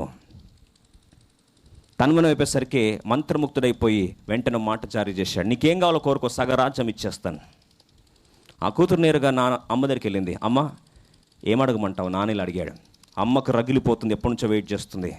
నన్ను ఖండిస్తాడా బాప్తిసం ఇచ్చి యోహాను? నన్ను హెచ్చరిస్తాడా బాప్తిసం ఇచ్చి యోహాను? నేను చేసింది తప్పంటాడా బాప్తిసం ఇచ్చి యోహాను? ఈ హెచ్చరిక స్వరాన్ని శాశ్వతంగా మూగబుచ్చేస్తే, ఈ హెచ్చరిక స్వరాన్ని చిదిమేస్తే, ఈ హెచ్చరిక స్వరాన్ని భూస్థాపితం చేస్తే ఇంకా చాప్టర్ క్లోజ్ అయిపోతుందని భ్రమపడింది. వెంటనే చెప్పింది, వెళ్ళి అడుగు, బాప్తిసం ఇచ్చి యోహాను తలను తెగ నరికి ప్లేట్లో పెట్టి తెమ్మని చెప్పు. ఈ కుమార్తె రానే వచ్చింది. ప్రజలందరూ కూర్చోన్నారు. ఏం కావాలమ్మా నీకు చెప్పు, సగం రాజ్యం ఇస్తానంటే తన అడగడం ఆరంభించింది. బాప్తిసం ఇచ్చే యోహాను యొక్క తల తెగ నరికి తీసుకొని రా నాన్న. ఒకప్పుడు ఏ వాక్యంనైతే, ఏ వ్యక్తినైతే కాపాడాలని ప్రయత్నించాడు, ఇతరుల దాడి నుంచి కాపాడిన ఈ హేరోదు ఇప్పుడు కాపాడడానికి అడుగుల ముందు వేయలేకపోతున్నాడు. ఎందుకు తెలుసా? ఈరోజు చాలామంది కూర్చున్నారు ఇక్కడ. నీ వాయిదాన్ని నీ యొక్క తీర్మానాన్ని ఎందుకు పోస్ట్పోన్ చేస్తావు తెలుసా? కొన్ని కారణాలు మీ ముందు పరిచయం చేస్తాను. బహుశా ఈ కారణాలు ఈ రాత్రి నేను అడ్డుపడుతున్నట్లయితే, ఆ కారణాలు ఈ వ్యక్తిని ఎంత విషాదం నడిపించాయి కూడా దయచేసి అర్థం చేసుకోవాల్సి మనం చూస్తున్నాం. మార్కు సువార్త 6వ అధ్యాయం, మార్కు సువార్త 6వ అధ్యాయం, మార్కు సువార్త 6వ అధ్యాయం 26వ వచనం. రాజు బహుగా దుఃఖపడను కానీ, 6:26 అందరం కలిసి చదువుదాం. రాజు బహుగా దుఃఖపడను కానీ, తాను పెట్టుకొనిన ఒట్టు నిమిత్తమును తనతో కూర్చుండి ఉన్న వారి నిమిత్తమును ఆమెకు ఈయను ఆననులగా పోయాను. అక్కడ రాయబడిన మాట చూడండి, తనతో కూర్చుండి ఉన్న వారి నిమిత్తం, చుట్టుపక్కల ఉన్న వారి కొరకు తన ఆధ్యాత్మిక తీర్మానం ఏదైతే చేసుకున్నాడో, నేను హేరోదుని నేను బాప్తిస్మ యోహాను ఎటువంటి హాని చేయనని ఏదైతే తీర్మానం చేసుకున్నాడో, ఆ తీర్మానము తన సొంత చేతులారనే పగలగొట్టాల్సి వస్తుంది. ఎందుకంటే బైబిల్ రాస్తుంది, తనతో కూర్చున్న వారి యొక్క నిమిత్తము, those people who are with him, తనతో పాటు ఉన్నవారు. కొంతమంది ఈరోజు నీ ఆధ్యాత్మిక తీర్మానాన్ని వాయిదా వేయడానికి ఒక ప్రధాన కారణం ఏంటంటే, నీ పక్కనున్న ఫ్రెండో, నువ్వు ఉన్న రిలేషన్షిప్లో ఉన్న నీ యొక్క గర్ల్ ఫ్రెండో, లేదా నువ్వు ఎవరితో అయితే రహస్యంలో కొనసాగుతున్నావో ఆ వ్యక్తిని బట్టో, లేదా మనుషుల్ని సంతోషపెట్టాలని అనుకుంటో, లేదా నీ కులం నేను వెలివేస్తున్నానో, లేదా నీ సమాజం నేను వెలివేస్తున్నానో, లేదా నీ చుట్టుపక్కల ఉన్న మనుషుల్ని విడిచిపెట్టి వెళ్ళిపోతారన్న ఒక్క భయం తప్ప, ఆ భయం ఒక్కటే నిన్ను దేవుని యొక్క తీర్మానాలను, నీ జీవితాలను మార్చుకునే తీర్మానాలను అడ్డుపడుతున్నాయి. My dear brother and sister, I'm asking you a straight question today. Those people who are stopping your spiritual decision tonight, I'm asking you, will they join you in your eternal journey? ఏ స్నేహితులైతే, ఏ వ్యక్తులైతే నీ నిత్య తీర్మానాన్ని వాయిదా వేయడానికి కారకులు అవుతున్నారో, ఎవరి కొరకైతే, ఏ కులం కొరకైతే, ఏ ప్రజల కొరకైతే, ఏ స్నేహితుల కొరకైతే, ఏ నీ వర్గం కొరకైతే, ఏ ప్రజలు నీ పక్కన కూర్చున్న వారి కొరకైతే నువ్వు తీర్మానాన్ని వాయిదా వేస్తున్నావు, ఒక ప్రశ్న అడుగుతున్నాను. నీ కంఠంలో ఊపిరాగినప్పుడు నీతో పాటు వాళ్ళు వస్తారా? విషాదం ఏంటంటే, ఒంటరిగా వచ్చావు లోకానికి, ఈ లోకం నుంచి వెళ్ళేది కూడా ఒంటరిగా వెళ్తాం. ఈ మధ్యలో ఊగిసలాట్లో నీ పక్కనున్న వాళ్ళు, నీతో పాటు ఊగిసలాట్లో నీతో పాటు ప్రయాణం చేసిన వారు ఒకరోజు ఖచ్చితంగా నిన్ను విడిచి వెళ్ళక తప్పదు. ఇది జీవిత సత్యం. ఎవరి కొరకైతే తన ఆధ్యాత్మిక తీర్మానాన్ని వాయిదా వేశాడో, ఎవరి కొరకైతే చేయొద్దనుకున్న నేరాన్ని చేయడానికి తెగించాడో, సాక్షాత్తు ఆ ప్రజలు ఒక్కడు కూడా నిలబడలేదు తర్వాత. ఈరోజు ప్రజలు ఏమనుకుంటారు? నేను ఇలా చేస్తే ఏమనుకుంటారు, అలా చేస్తే ఏమనుకుంటారు, నేను దేవునికో తీర్మానం చేసుకొని ప్రభుకో నిలబడితే ఆ ఎగతాళి మాటలు నేను తట్టుకోలేనండి, నా వల్ల కాదండి, తీర్మానం చేసుకోవడం బాగానే ఉంది, తిరిగి సమాజానికి వెళ్ళినప్పుడు నేను ఇలా ఎదుర్కోవాలి వాళ్ళందరినీ. ప్రియ సోదరి, రాత్రి ప్రశ్న అడుగుతున్నాను. ఒంటరిగా వచ్చావన్న సత్యాన్ని నువ్వు ఎంతగా నమ్ముతావో, ఒంటరిగానే వెళ్తావన్న సత్యాన్ని నమ్మక తప్పదు. చివరికి తేల్చుకోవాల్సింది నీవు, నీ దేవుడు, నీ మనస్సాక్షి, దేవునికి మధ్యలోనే జరిగే యుద్ధం. మూడో వ్యక్తి ఎవరు కూడా జోక్యం చేసుకోరు. ఈ రాత్రి కూడా జోక్యం చేసుకునే భ్రమలో ఉంటే కూడా చెప్తున్నాను మనలో ఒకసారి, నీ మనస్సాక్షికి దేవునికి మధ్యలోనే జరగాల్సిన తీర్మానాలు ఇప్పుడు ఉన్నాయి. వాయిదా వేస్తానంటే చివరికి నీ మనస్సాక్షికి, ఆ మనస్సాక్షిని తయారు చేసిన దేవునికి మధ్యలోనే జరిగే యుద్ధంలో నువ్వు ఓడిపోయి విగత జీవి కాక మునుపే, నీ చేతిలో ఉన్న కృపాకాలం దాటి వెళ్ళక మునుపే ఈరోజు ప్రభు సన్నిధిలో పశ్చాత్తాపడితే మంచిది. చివరికి ఆ ఎవరి కొరకు వదిలేసుకున్నాడు? ప్రజలు చుట్టుపక్కల తనతో పాటు కూర్చున్న వారి నిమిత్తము ఆమెకు ఇయ్యను ఆననలేకపోయాను. What a pity is this? Those people who are literally sitting there stopped a spiritual decision. ఆధ్యాత్మికంగా భయంకరమైన నేరం చేయకుండా వీళ్ళు ఆపడానికి సామర్థ్యం ఉంది. అయ్యా వద్దయ్యా, తను చిన్న పిల్ల, తను అడిగింది ఏంటో తెలియదు అని చెప్పాల్సిన దైవజనులు పక్కన లేరు. ఈ రాత్రి ప్రశ్న అడుగుతున్నా, నీ పక్కన కూర్చున్న వాళ్ళు ఆధ్యాత్మికంగా నిన్ను ప్రేరేపించే వాళ్ళ, లేదా నీ ఆధ్యాత్మిక తీర్మానాన్ని పాడు చేసేవాళ్ళ? దుష్ట సాంగత్యము నడవని నీ చెడుపునని బైబిల్ రాస్తుంది. ఈరోజు నీ స్నేహితులు ఎవరో? నీ ఆధ్యాత్మిక తీర్మానాన్ని సపోర్ట్ చేసే వాళ్ళు ఉన్నారా, లేదా నువ్వు తీసుకున్న తీర్మానాన్ని ఎగతాళి చేసి నిన్ను అడ్డుపడే వాళ్ళు ఉన్నారా? Please think for a while. బాప్తిస్మ ఇచ్చే యోహాను ఎప్పుడైతే ఆ యొక్క మాటను అన్నాడో, అమ్మా నేను తీసుకొస్తాను, నీకేం కావాలో ఇస్తాను, ఎందుకు ఇస్తున్నాడో బైబిల్ స్పష్టంగా రాస్తుంది. తనతో కూర్చుని ఉన్న వారి నిమిత్తము ఆమెకు ఆ యొక్క మాట ఇచ్చాడు కాబట్టి కారణం ఒకే ఒకటి రాస్తుంది బైబిల్లో. ఆ కూర్చున్న వారి కొరకు కానీ ఆ తీర్మానం చేయకపోయి ఉంటే చరిత్రలో ఈ యొక్క వ్యక్తి చరిత్ర వేరేగా ఉండేది. విషాదం ఏంటంటే, ఇప్పుడు దేవుడు ఆ బాప్తిస్మ ఇచ్చే యోహాను తలను, స్త్రీ కనిన నరుల్లో అతి గొప్ప ప్రవక్త తలను తెగనరకబడుతున్నప్పుడు ఆ వ్యక్తి యొక్క మరణాన్ని ఈ రాత్రి చేదు గుర్తుగా, చేదు వర్తమానంగా ఎందుకు ప్రజెంట్ చేస్తున్నాడు మనకి? ఆ వ్యక్తి ప్రాణం పోయినా పర్లేదు, కానీ ఈ రాత్రి మీ ప్రాణాలు పోవద్దు. బాప్తిస్మ ఇచ్చే యోహాను తల తెగ నరకబడినా సరే ఆయన నిత్య జీవం ఉంది, కానీ మీ నిత్య జీవంతో ఆట ఆడొద్దని ఈ రాత్రి తన మరణాన్ని తీవ్రమైన హెచ్చరిక వార్తగా, బహుశా అది దుర్వార్తని ఈరోజు నీ జీవితాన్ని మార్చే సువార్తగా దేవుడు పరిచయం చేస్తున్నాడు. సాక్షాత్తు లాస్ట్కి చివరికి ఆ బాప్తిస్మ ఇచ్చే యోహాను యొక్క తలను తెగ నరికారు, ప్లేట్లు పెట్టి తీసుకొని వచ్చారు. ఇప్పుడు చెప్పండి, తను హెచ్చరించే స్వరం, తను ఖండించే స్వరం, తనను బాగు చేసే స్వరం, తన ఆత్మీయ శ్రేయస్సు కొరకు పరితపించే స్వరం శాశ్వతంగా మూగబోయింది కదా? మూగబోయిందా లేదా? మూగబోయిందని వాళ్ళు చేస్తారా? అవునండి, తను హెచ్చరించే జాన్ లేడు, ఇంకా తను వచ్చి ఖండించే బాప్తిస్మిచ్చే యోహాన్ లేడు. తన తలని తెగ నరికినప్పుడు ఆ స్వరం ఏమవుతుంది? మూగబోతుంది. There is no more spiritual correction. ఆత్మీయంగా సరిచేసే వ్యక్తి లేడు. తన పాపాన్ని ఉన్నట్టు చూపించే బాప్తిస్మిచ్చే యోహాన్ ఇక లేడు. ఈయన అనుకున్నాడు, ఆమె అనుకుంది, ఇంకా మమ్మల్ని తప్పు పట్టే వాళ్ళే లేరు, ఇంకా మా మనస్సాక్షి మమ్మల్ని ఎప్పుడు కూడా డిస్టర్బ్ చేయదు.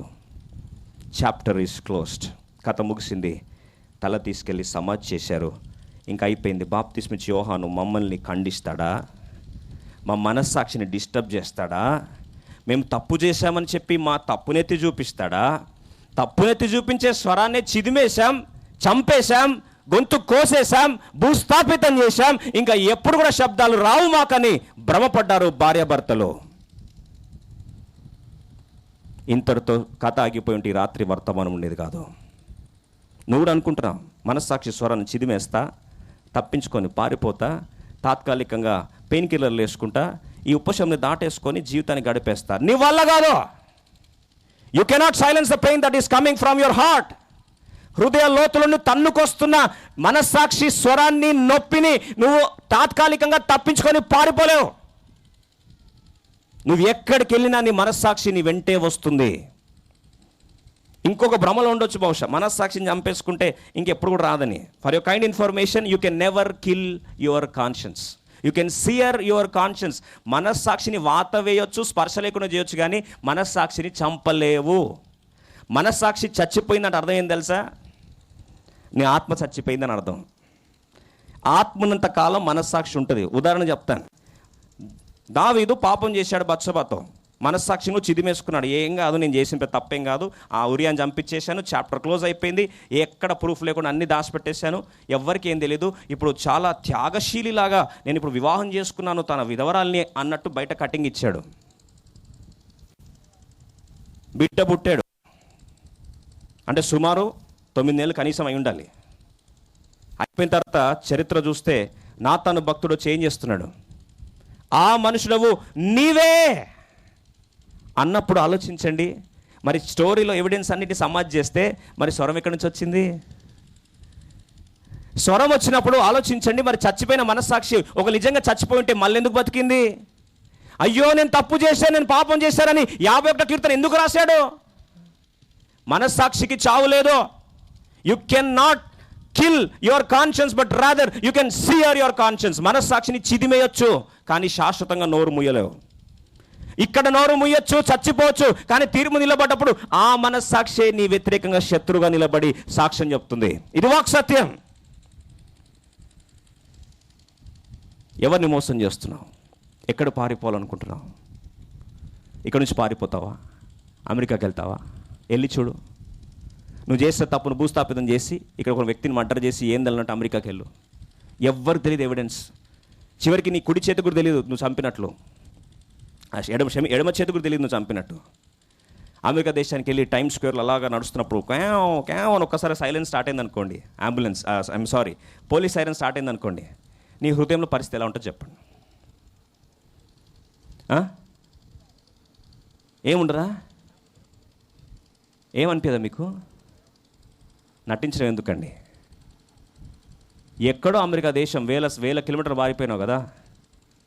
ఆ గవర్నమెంట్ వేరు, ఈ గవర్నమెంట్ వేరు, ఇక్కడలా వేరు, అక్కడలా వేరు.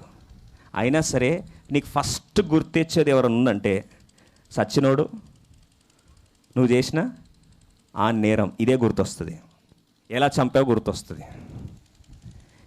పాపం వాడు పోలీసుడు జనరల్గా డ్యూటీ విజిలెన్స్ మీద జనరల్ ప్యాట్రోల్ గురించి వాడు సైరన్ వేసుకొని పోతే కూడా అది నీకేమవుతుంది? వాడు నా కొరకు వస్తున్నాను భ్రమ కలుగుతుంది. అంటే ఇప్పుడు చెప్పండి, మనస్సాక్షి చచ్చిపోయిందా? ఎప్పుడు చచ్చిపోయినా సరే ఏదో ఒక టైంలో తిరిగి బ్రతుకుతుంది. ఇక్కడ బ్రతకపోయినా తీర్పు ముందు మాత్రం నిలబడి ఏం చేస్తుంది? సాక్ష్యం చెప్తుంది. ఇప్పుడు ఈయన స్వరం ఊగబోయింది, అయిపోయింది, చాప్టర్ క్లోజ్ అయిపోయింది అనుకున్నాడు. అంతా కథ అంతా సజావుగా సంతోషంగా సాగుతూ ఉంది. ఇప్పుడు ఆలోచించండి ఎంత తీవ్రమైన మాటలు బైబిల్ రాస్తున్నాయి.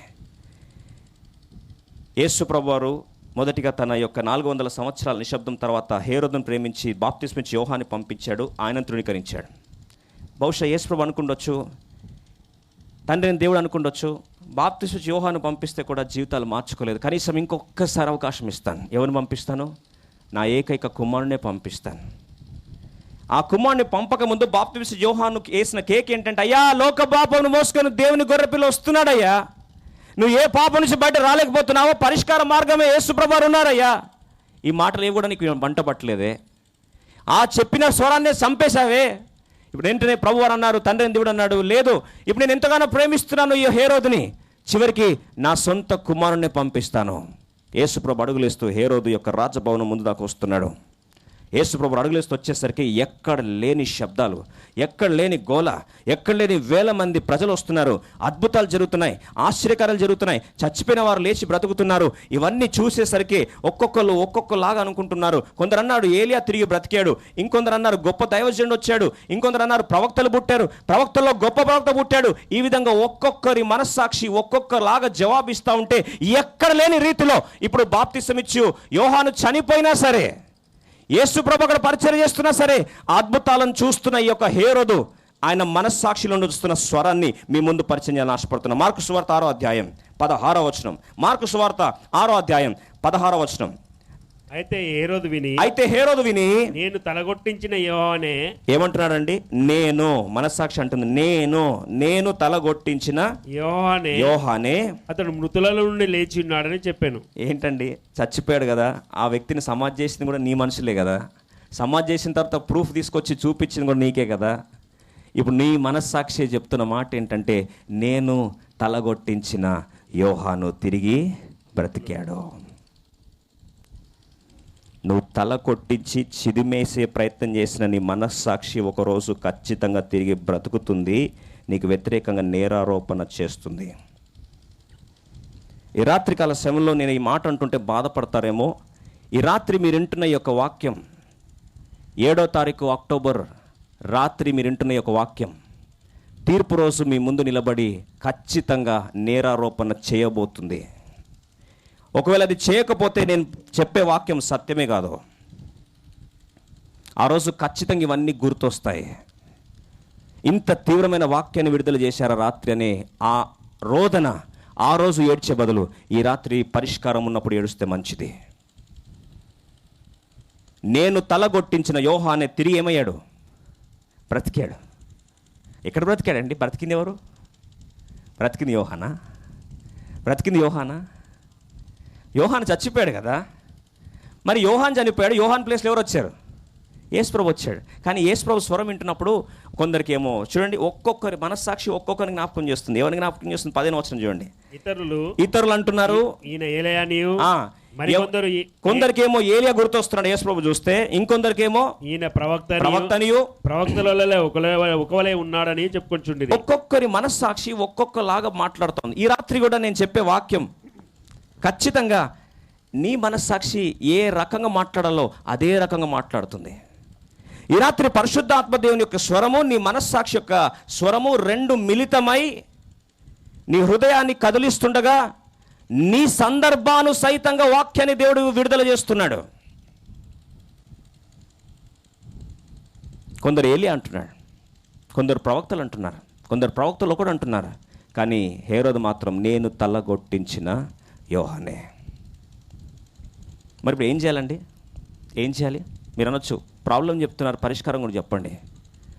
ఆ తలగొట్టించిన యోహాను నా తర్వాత రాబోతున్నాడు, లోక పాపను మోసుకొని దేవుని గొర్రెపిల్ల, నీ పాపానికి పరిష్కారమే వస్తున్నాడంటే ఆలోచించండి. సాక్షాత్తు దేవదేవుడు ఆ పరిష్కారాన్నే నీ ముందు పంపించాడే. నా చేతికి బురదంటింది అని అరుస్తున్నావు. బురద కడుక్కోవడానికి ఔషధాన్ని నీ కళ్ళ ముందు పంపిస్తున్నాడే. ఏ మనస్సాక్షి దోషారోపణ చేస్తుందో ఆ మనస్సాక్షికి శాశ్వతంగా పరిష్కారం ఇవ్వడానికి ఆ రక్తము కార్చిన దేవుని గొర్రె పిల్లే నీ కళ్ళ ముందు వస్తున్నాడే. ఈ రాత్రి యేసుప్రభు కళ్ళ ముందాకు వచ్చి చేతులారా విడిచిపెట్టే ప్రయత్నం చేస్తున్నావా? హృదయ తలుపు దగ్గర నిలబడి, ఇదిగో తలుపు దగ్గర నిల్చుని తట్టుచున్నాను, ఎవడైనా స్వరం విని తలుపు తీసినట్లయితే అతనితో నేను అతనితోను భోజన సహవాసం చేస్తానని వేచి ఉండి ప్రేమతో ఆహ్వానిస్తున్న యేసుప్రభు యొక్క స్వరం ఈ రాత్రి నేను కదిలిస్తుంది. తెలియకుండా ప్రయత్నిస్తున్నావా? ఏం చాలా తోచకుండా అనుకుంటున్నావా? ఏం చేయాలో తోచట్లేదు, కానీ జీవితం మాత్రం మార్చుకోవాలనుందా? ఒకలాంటి భయాందోళన వాతావరణ హృదయం నెలకొందా? ఈ రాత్రి సరైన ప్రాంతానికి వచ్చావు, దేవదేవుడే నీతో మాట్లాడుతున్నాడు. ఏం చేశాడండి? పరిష్కార మార్గం యేసులో నిలబడితే పట్టించుకోలేదు, పరిష్కారాన్ని తీసుకోవడానికి ఇష్టపడలేదు. అయినా సరే తండ్రి అయిన దేవుడు తన నిత్యమైన ప్రణాళికలో అవకాశం ఇస్తున్నాడు. ప్రతిస్పందన లేదు హేరోదుకి. ఎంత ప్రేమించాడండి హేరోదుని దేవుడు. వాక్యం అంటే ఇంట్రెస్ట్ ఉంది, వాక్యం అంటే ఇష్టపడుతున్నాడు, వాక్యం చెప్పిన దైవజనులు చెప్తున్నారంటే సంతోషపడుతున్నాడని ఆశపడిన దేవుడు అవకాశాల తర్వాత అవకాశాలు, ఇన్ని అవకాశాలు ఇస్తున్నాడే. ఇంత చులకనైపోయాడా దేవుడు? ఇంత చీప్ అయిపోయాడా దేవుడు? నిన్ను ప్రేమించి నీ ప్రాణం పోద్దని ఇంతగా నీ కొరకు ప్రాధేయపడుతున్నా నీ పరలోకపు తండ్రి ఇంత చులకనవాడైపోయాడా? ఆలోచించండి. ఇన్ని అవకాశం ఇచ్చిన దేవుడు ఇన్నిసార్లు వాయిదా వేస్తున్న హేరోదుని ఇంకొక ఆఖరి అవకాశం ఇచ్చేశాడు. అది యేసు ప్రభు యొక్క ఆఖరి రోజు. ఆఖరి అవకాశాన్ని ఇవ్వాలని తండ్రిని దేవుడు ఆశపడ్డాడు. యేసు క్రీస్తు వారిని రాత్రంతా రక్తసిక్తమైపోయాడు. యేసు ప్రభు వారు చెమట కాస్త రక్తంగా మార్చబడింది. శక్తి లేని ఆ యొక్క పరిస్థితుల్లో యేసు ప్రభు వారు అన్యాయపు తీర్పుకు అప్పగించబడ్డాడు. పిలాతు సింహాసనం ముందు వచ్చి నిలబడాల్సి వచ్చింది.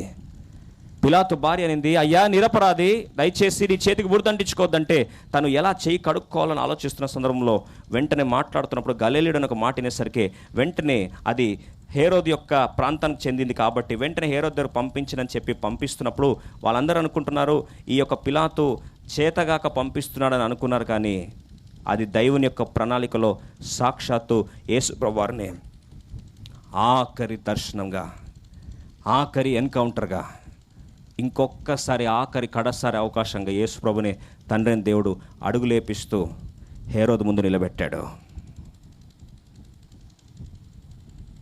ఒకసారి ఆలోచించండి. రక్షణే అడుగులేస్తూ నీ హృదయ తలుపు దాకా తీసుకొస్తే నీ స్పందన ఈ రాత్రి ఏమై ఉండబోతుంది? లూకాసు వార్త 23వ అధ్యాయం. నీకు 2 రకాల స్పందనలు చూపిస్తాను, మీ ఇష్టం ఏమన్నా చేసుకోనండి. లూకాసు వార్త 23వ అధ్యాయం 8 నుంచి 11 వచనాలు. లూకాసు వార్త 23వ అధ్యాయం 8 నుంచి 11 వచనాలు. హేరోదు యేసును చూచి మిక్కిలి సంతోషించెను. చాలండి, ఇక్కడ కూడా సంతోషం అలాగే ఉంది. అబ్బా, ఎన్ని రోజుల తర్వాత వచ్చాడయ్యా యేసయ్యా. ఒకప్పుడు బాప్తిస్మ ఇచ్చి యోహాన్ చెప్తే ఎంతో సంతోషం వచ్చేది. ఇప్పుడు మళ్ళీ తిరిగి సాక్షాత్తు ఏ అద్భుతాలు చేస్తున్నాడో ఆ దేవుడే వచ్చాడు మళ్ళీ. ఎంత సంతోషమో! సంతోషం ఉంటే ఏం లాభం? కూడికలు వచ్చావు, సంతోషం ఉంది, కానీ సంతోషం తాత్కాలికంగా ఉండాలని కాదు దేవుడు కోరేది. హృదయంలో నుండి ఉబుకే జీవజల నదుల వలె ఆనంద ప్రవాహం నీ నుండి వెళ్ళాలని దేవుడు ఆశపడుతున్నాడు. ఏదో టైంపాస్ కొరకు, తాత్కాలిక ఆనందం కొరకు తీసుకురాలే దేవుడు నేను ఇక్కడికి. చూడండి, మిక్కిలి సంతోషించెను. ఆయనను గూర్చి చాలా సంగతులు వినినందున ఆయన ఏదైనా ఒక సూచక క్రియ చేయగా చూడ నిరీక్షించి బహుకాలం నుండి ఆయనను చూడగోరెను. చాలండి, ఈయన హృదయంలో ఒకటే ఒక కోరిక ఏంటంటే యేసు ప్రభు వచ్చాడు, ఎన్నో అద్భుతాలు చేస్తున్నాడు, ఈ రాత్రి నా కళ్ళ ముందు ఒక అద్భుతం చేస్తే నేను చూడాలని ఆశపడుతున్నా అన్న ఆశ ఉంది. కానీ తన హృదయం మార్చి అద్భుతం చేసే దేవుణ్ణి మాత్రం కోరట్లేదు. ఈ రాత్రి అద్భుతాలు అన్నిటికంటే గొప్ప అద్భుతం ఏంటి తెలుసా? ఒక పాపి పశ్చాత్తాపడి, ఒక పాపి తన జీవితాన్ని మార్చబడి, ఆ వ్యక్తి యేసు ప్రభు యొక్క కుమారుడుగా, దేవుని యొక్క కుమారుడుగా జీవితం మార్చబడ్డమే చరిత్రలో ఉన్నతమైన అద్భుతం. ఇది కాకుండా ఇంకే అద్భుతాలైనా సరే దేనికి పనికిరాని అద్భుతాలు. ఎందుకు తెలుసా అండి? ప్రపంచంలో అన్నిటికంటే గొప్ప అద్భుతం ఏది అని యేసు ప్రభు చేసిన అద్భుతాలను ఆలోచిస్తే నాకు తెలిసి చచ్చిపోయిన లాజర్ని ఏం చేశాడు? తిరిగి బతికించాడు. ఎంతమంది ఇది గొప్ప అద్భుతం అని భావిస్తారు? చేతండి. Very good, nice. ఇప్పుడు ఆ లాజర్ బ్రతుకున్నాడా, చచ్చిపోయాడా? ఆ లాజర్ బ్రతుకుంటే ఈరోజు చీఫ్ గెస్ట్గా పిలిచేవాళ్ళం మనం. ఇన్ని సంవత్సరాలుగా, వేల సంవత్సరాలుగా చిరంజీవుడు, మృత్యుంజయుడు అలాగే బ్రతుకున్నాడు అని పిలిచేవాళ్ళం. పిలవాలా? పిలవడానికి ఎక్కడున్నాడు ఆయన? ఎక్కడున్నాడు? ఇంటి పక్కన ఉన్నాడా? లేడు. ఈ రాత్రికాల సమయంలో ప్రియ సోదరి దేనికి మోసపోతున్నావు? అద్భుతాలకు మోసపోతున్నావా? అపవాది కూడా అద్భుతాలు చేస్తాడు. ఇంకో మాట చెప్పనా? అంత్య దినాల్లో అంత్యక్రీస్తు కూడా అద్భుతాలు చేస్తాడు. అబద్ధ బోధకులు కూడా అద్భుతాలు చేస్తారు. అంటే అద్భుతాలు చేస్తే సరిపోయిందా? ఈరోజు జీవితం మార్చబడేదే గొప్ప అద్భుతం. ఈ రాత్రి పాపి దేవుని యొక్క కుమారుడుగా, పరిశుద్ధిగా మార్చబడమే అతి గొప్ప అద్భుతం. నామకార్థ క్రైస్తవుడు ఈరోజు నిజమైన మారుమనసు పొంది ప్రభు కొరకు రోషంగా జీవించడమే అద్భుతం. ఈ రాత్రి అట్లాంటి అద్భుతం చేయాలని దేవుడు ఆశపడితే బాప్తిస్మిచ్చి యోహాను చనిపోయాడు, అయినా జీవితం మారలే. కానీ హేరోదు అంటున్నాడు ఈ యేసుప్రభు వస్తున్నాడు, చాలా సంతోషంగా ఉంది నాకు, ఎందుకంటే ఏమైనా అద్భుతాలు చేస్తాడేమో అని ప్రయత్నిస్తే యేసుప్రభు బహుశా ఆలోచిస్తూ ఏం అద్భుతం చేయాలి వీడికి, ఇన్ని అద్భుతాలు చేస్తే కూడా జీవితాలు మారలేదే. చాలాసార్లు మనకు ప్రశ్న ఏంటంటే మనం అంటాం, కొంతమంది ప్రాణం చేస్తారు. రీసెంట్గా ఒక సిస్టర్ నాకు వచ్చి అంటుంది, బ్రదర్ మీరు పలానా సిస్టర్ కూడా ప్రాణం చేయండి అని. చేస్తామమ్మా, ఏమని ప్రాణం చేయాలంటే ఆమె చెప్తుంది, ఎందుకు ప్రాణం చేయాలో నాకు రీజన్ చెప్తుంది. ఎందుకు ప్రాణం చేయాలంటే ఆమె కానీ ఈ అద్భుతం జరుగుతూ ఇంట్లో యేసుప్రభుని నమ్ముకుంటుందంట. అప్పుడు నన్ను జరగకపోతే నమ్ముకోదా అని అంటే, జరగకపోతే నమ్మట్లేదు ఆల్రెడీ, కానీ జరిగితే మాత్రం నమ్ముతుందట. అప్పుడు అన్నాను ఏమనుకోద్దాక ఒక మాట చూపిస్తాను. యోహాను సువార్త 12:37 త్వర చదవండి. యోహాను సువార్త 12:37. యోహాను సువార్త 12:37 త్వర చదవండి. 12:37. యేసు ఈ మాటలు చెప్పి వెళ్ళి వారి కనబడకుండా దాగి ఉండెను. ఆయన వారి ఎదుట ఇన్ని సూచక క్రియలు చేసినను వారు ఆయన యందు విశ్వాసం ఉంచలేదంట. ఇది చూపించిన అంటది, చాలా కన్ఫ్యూజింగ్ ఉంది అయ్యా, ఏం చెప్తున్నావు నువ్వు? అద్భుతాలు చేస్తే మారతారని నేను అనుకుంటే నువ్వంటావు అద్భుతాలు చేసినా కానీ మారరంటావు. ఏది కరెక్ట్ అంటే నువ్వు బైబిల్ నమ్ము, నన్ను నమ్మొద్దన్న. బైబిల్ రాస్తుంది ఏమని? అద్భుతాలు చేస్తే కూడా మారలేదట. ప్రభు అందుకొరకు ఏం చేయబడ్డంటే బైబిల్ రాస్తుంది, పోయి దాచుకున్నాడట. ఈరోజు ప్రభు నీ నుండి దాచుకోవడానికి ఒకే ఒక కారణం ఏం తెలుసా? నువ్వు రక్షణ సువార్తకు ప్రధాన పీట వేయకుండా మిగతా దేనికి వేసినా సరే ప్రభు ఆ సన్నిధి అక్కడ ఉండడు. ప్రభు పోయి దాచబడతాడు. ఎందుకంటే యేసుప్రభు వారు వచ్చిన కారణం ఏంటంటే, లోక పాపమును మోసుకొని దేవుని గొర్రెపిల్ల. యేసు అనగా తన ప్రజలను వారి పాపం నుండి ఆయనే రక్షించును గనక ఆయనకు యేసు అని పేరు పెట్టబడింది. అది ప్రధాన కారణం, అది అద్భుతం, అత్యద్భుతం. ఎప్పుడైతే ఒక వ్యక్తి రక్షణ మారు మనసు తీర్మానం చేసుకుంటాడో ఆ వ్యక్తిలో జరిగే మారు మనసే అద్భుతం. ఈ రాత్రి అద్భుతాన్ని దేవుడు ఉచితంగా చేయాలని ఆశపడుతున్నాడు, ఫ్రీగా. అందుకొర టైటిల్ మార్చేద్దాం, అద్భుత సభలు అని పెట్టేద్దామా? అన్నిటికంటే అతి గొప్ప అద్భుతం ఏది తెలుసా? మన జీవితం మార్చబడ్డమే. అదే రండి మీ డెంగ్యూ ఫీవర్ బాగా అయిపోతుంది, ప్లేట్ కట్లో ఉండి మార్చేస్తాం అనేసరికి మొత్తం గ్రౌండ్ నిండిపోయి అక్కడ దాకా నిలబడతారు. కానీ ప్రభు అంటాడు, ఆ డెంగ్యూ ఫీవర్ పోయినా సరే మళ్ళీ ఏమవుతుంది? ఏదో రోజు ఏమవుతావు? చచ్చిపోతావు. కానీ ఎప్పుడు కూడా చనిపోకుండా నిత్య జీవం పొందే మార్గమే అద్భుతమైన అద్భుతం. ఈ రాత్రి అట్టి అద్భుతాన్ని కావాలా? ప్రభు అది కోరుతున్నాడు. నేను ఆ అద్భుతం చేయడానికి వచ్చానయ్యా, మీరేం కోరుతున్నారు? ఈయనంటాడు, హేరోదు యేసును చూచి మిక్కిలి సంతోషించిన ఆయన గురించి చాలా సంగతులు విన్నందున ఆయన ఏదైనా ఒక సూచక క్రియ చేయగా చూడ నిరీక్షించి బహుకాలము నుండి ఆయన కొరకు ఆయనను చూడగోరెను. ఇప్పుడు అద్భుతాలు చేయకపోయేసరికి నెక్స్ట్ మనం వచ్చేది రెండోది. యేసు దగ్గరికి ఎందుకు వస్తామంటే ఒక అద్భుతాల కొరకు వస్తాం. అద్భుతాలు కానీ తీయకపోతే రెండోది 9వ వచనం చూడండి. ఆయనను చూచినప్పుడు చాలా ప్రశ్నలు వేసినను ఆయన అతనికి ఉత్తరం ఏమియో ఇయ్యలేదు. ఇప్పుడు రెండోది, అద్భుతాలు లేకపోతే క్వశ్చన్స్. నాకు ఎందుకు ఇలా అనుమతించావు ప్రభా? ఎందుకు నాకు ఈ పలాని కష్టం వచ్చింది? ఎందుకు నాకు పలాని పరిస్థితుల్లో బాధపడుతున్నాను అని కొన్నిసార్లు ప్రశ్నలు అడుగుతూ ఉంటాం. కొన్నిసార్లు ప్రశ్నలు కూడా దేవుడు జవాబు ఇవ్వడు. విషాదం ఏంటంటే ఈ రెండూ ప్రయత్నించాడు. ఎవరు? హేరోదు. కానీ బైబిల్ రాయబడిన విషాదకరమైన మాట ఏంటంటే 9వ వచనం, ఆయనను చూచినప్పుడు చాలా ప్రశ్నలు వేసినను ఆయన అతనికి ఉత్తరం ఏమీయూ ఇయ్యలేదు. దేవుని నోరు శాశ్వతంగా మూగపోయింది. సాక్షాత్ ఆలోచిస్తే యేసు నిలబడి, లోక పాపలు మోసుకొని పోయే నేను నీ పాపమునకు ప్రాయశ్చిత్తార్థంగా ఏ పరిష్కార మార్గాన్ని అయితే నేను చేస్తున్నానో, నేను కార్చబోయే ఈ రక్తము నీ ప్రతి పాపం నుండి కడిగి శుద్ధీకరించి హెబ్రీ 9:14 ప్రకారం నీ మనస్సాక్షిని సహితము శుద్ధి చేసి రికార్డ్ మొత్తం తుడిచేసే ఇంత గొప్ప అద్భుతం నీ కళ్ళము నిలబడితే నువ్వు అడిగే కోరికలేంటి? ఈ రాత్రి ఈ అద్భుతం నీకు కావాలా? మొత్తం రికార్డ్ డేటా మొత్తం ఒక్కసారి ఎరేజ్ చేసేస్తా అంటున్నాడు.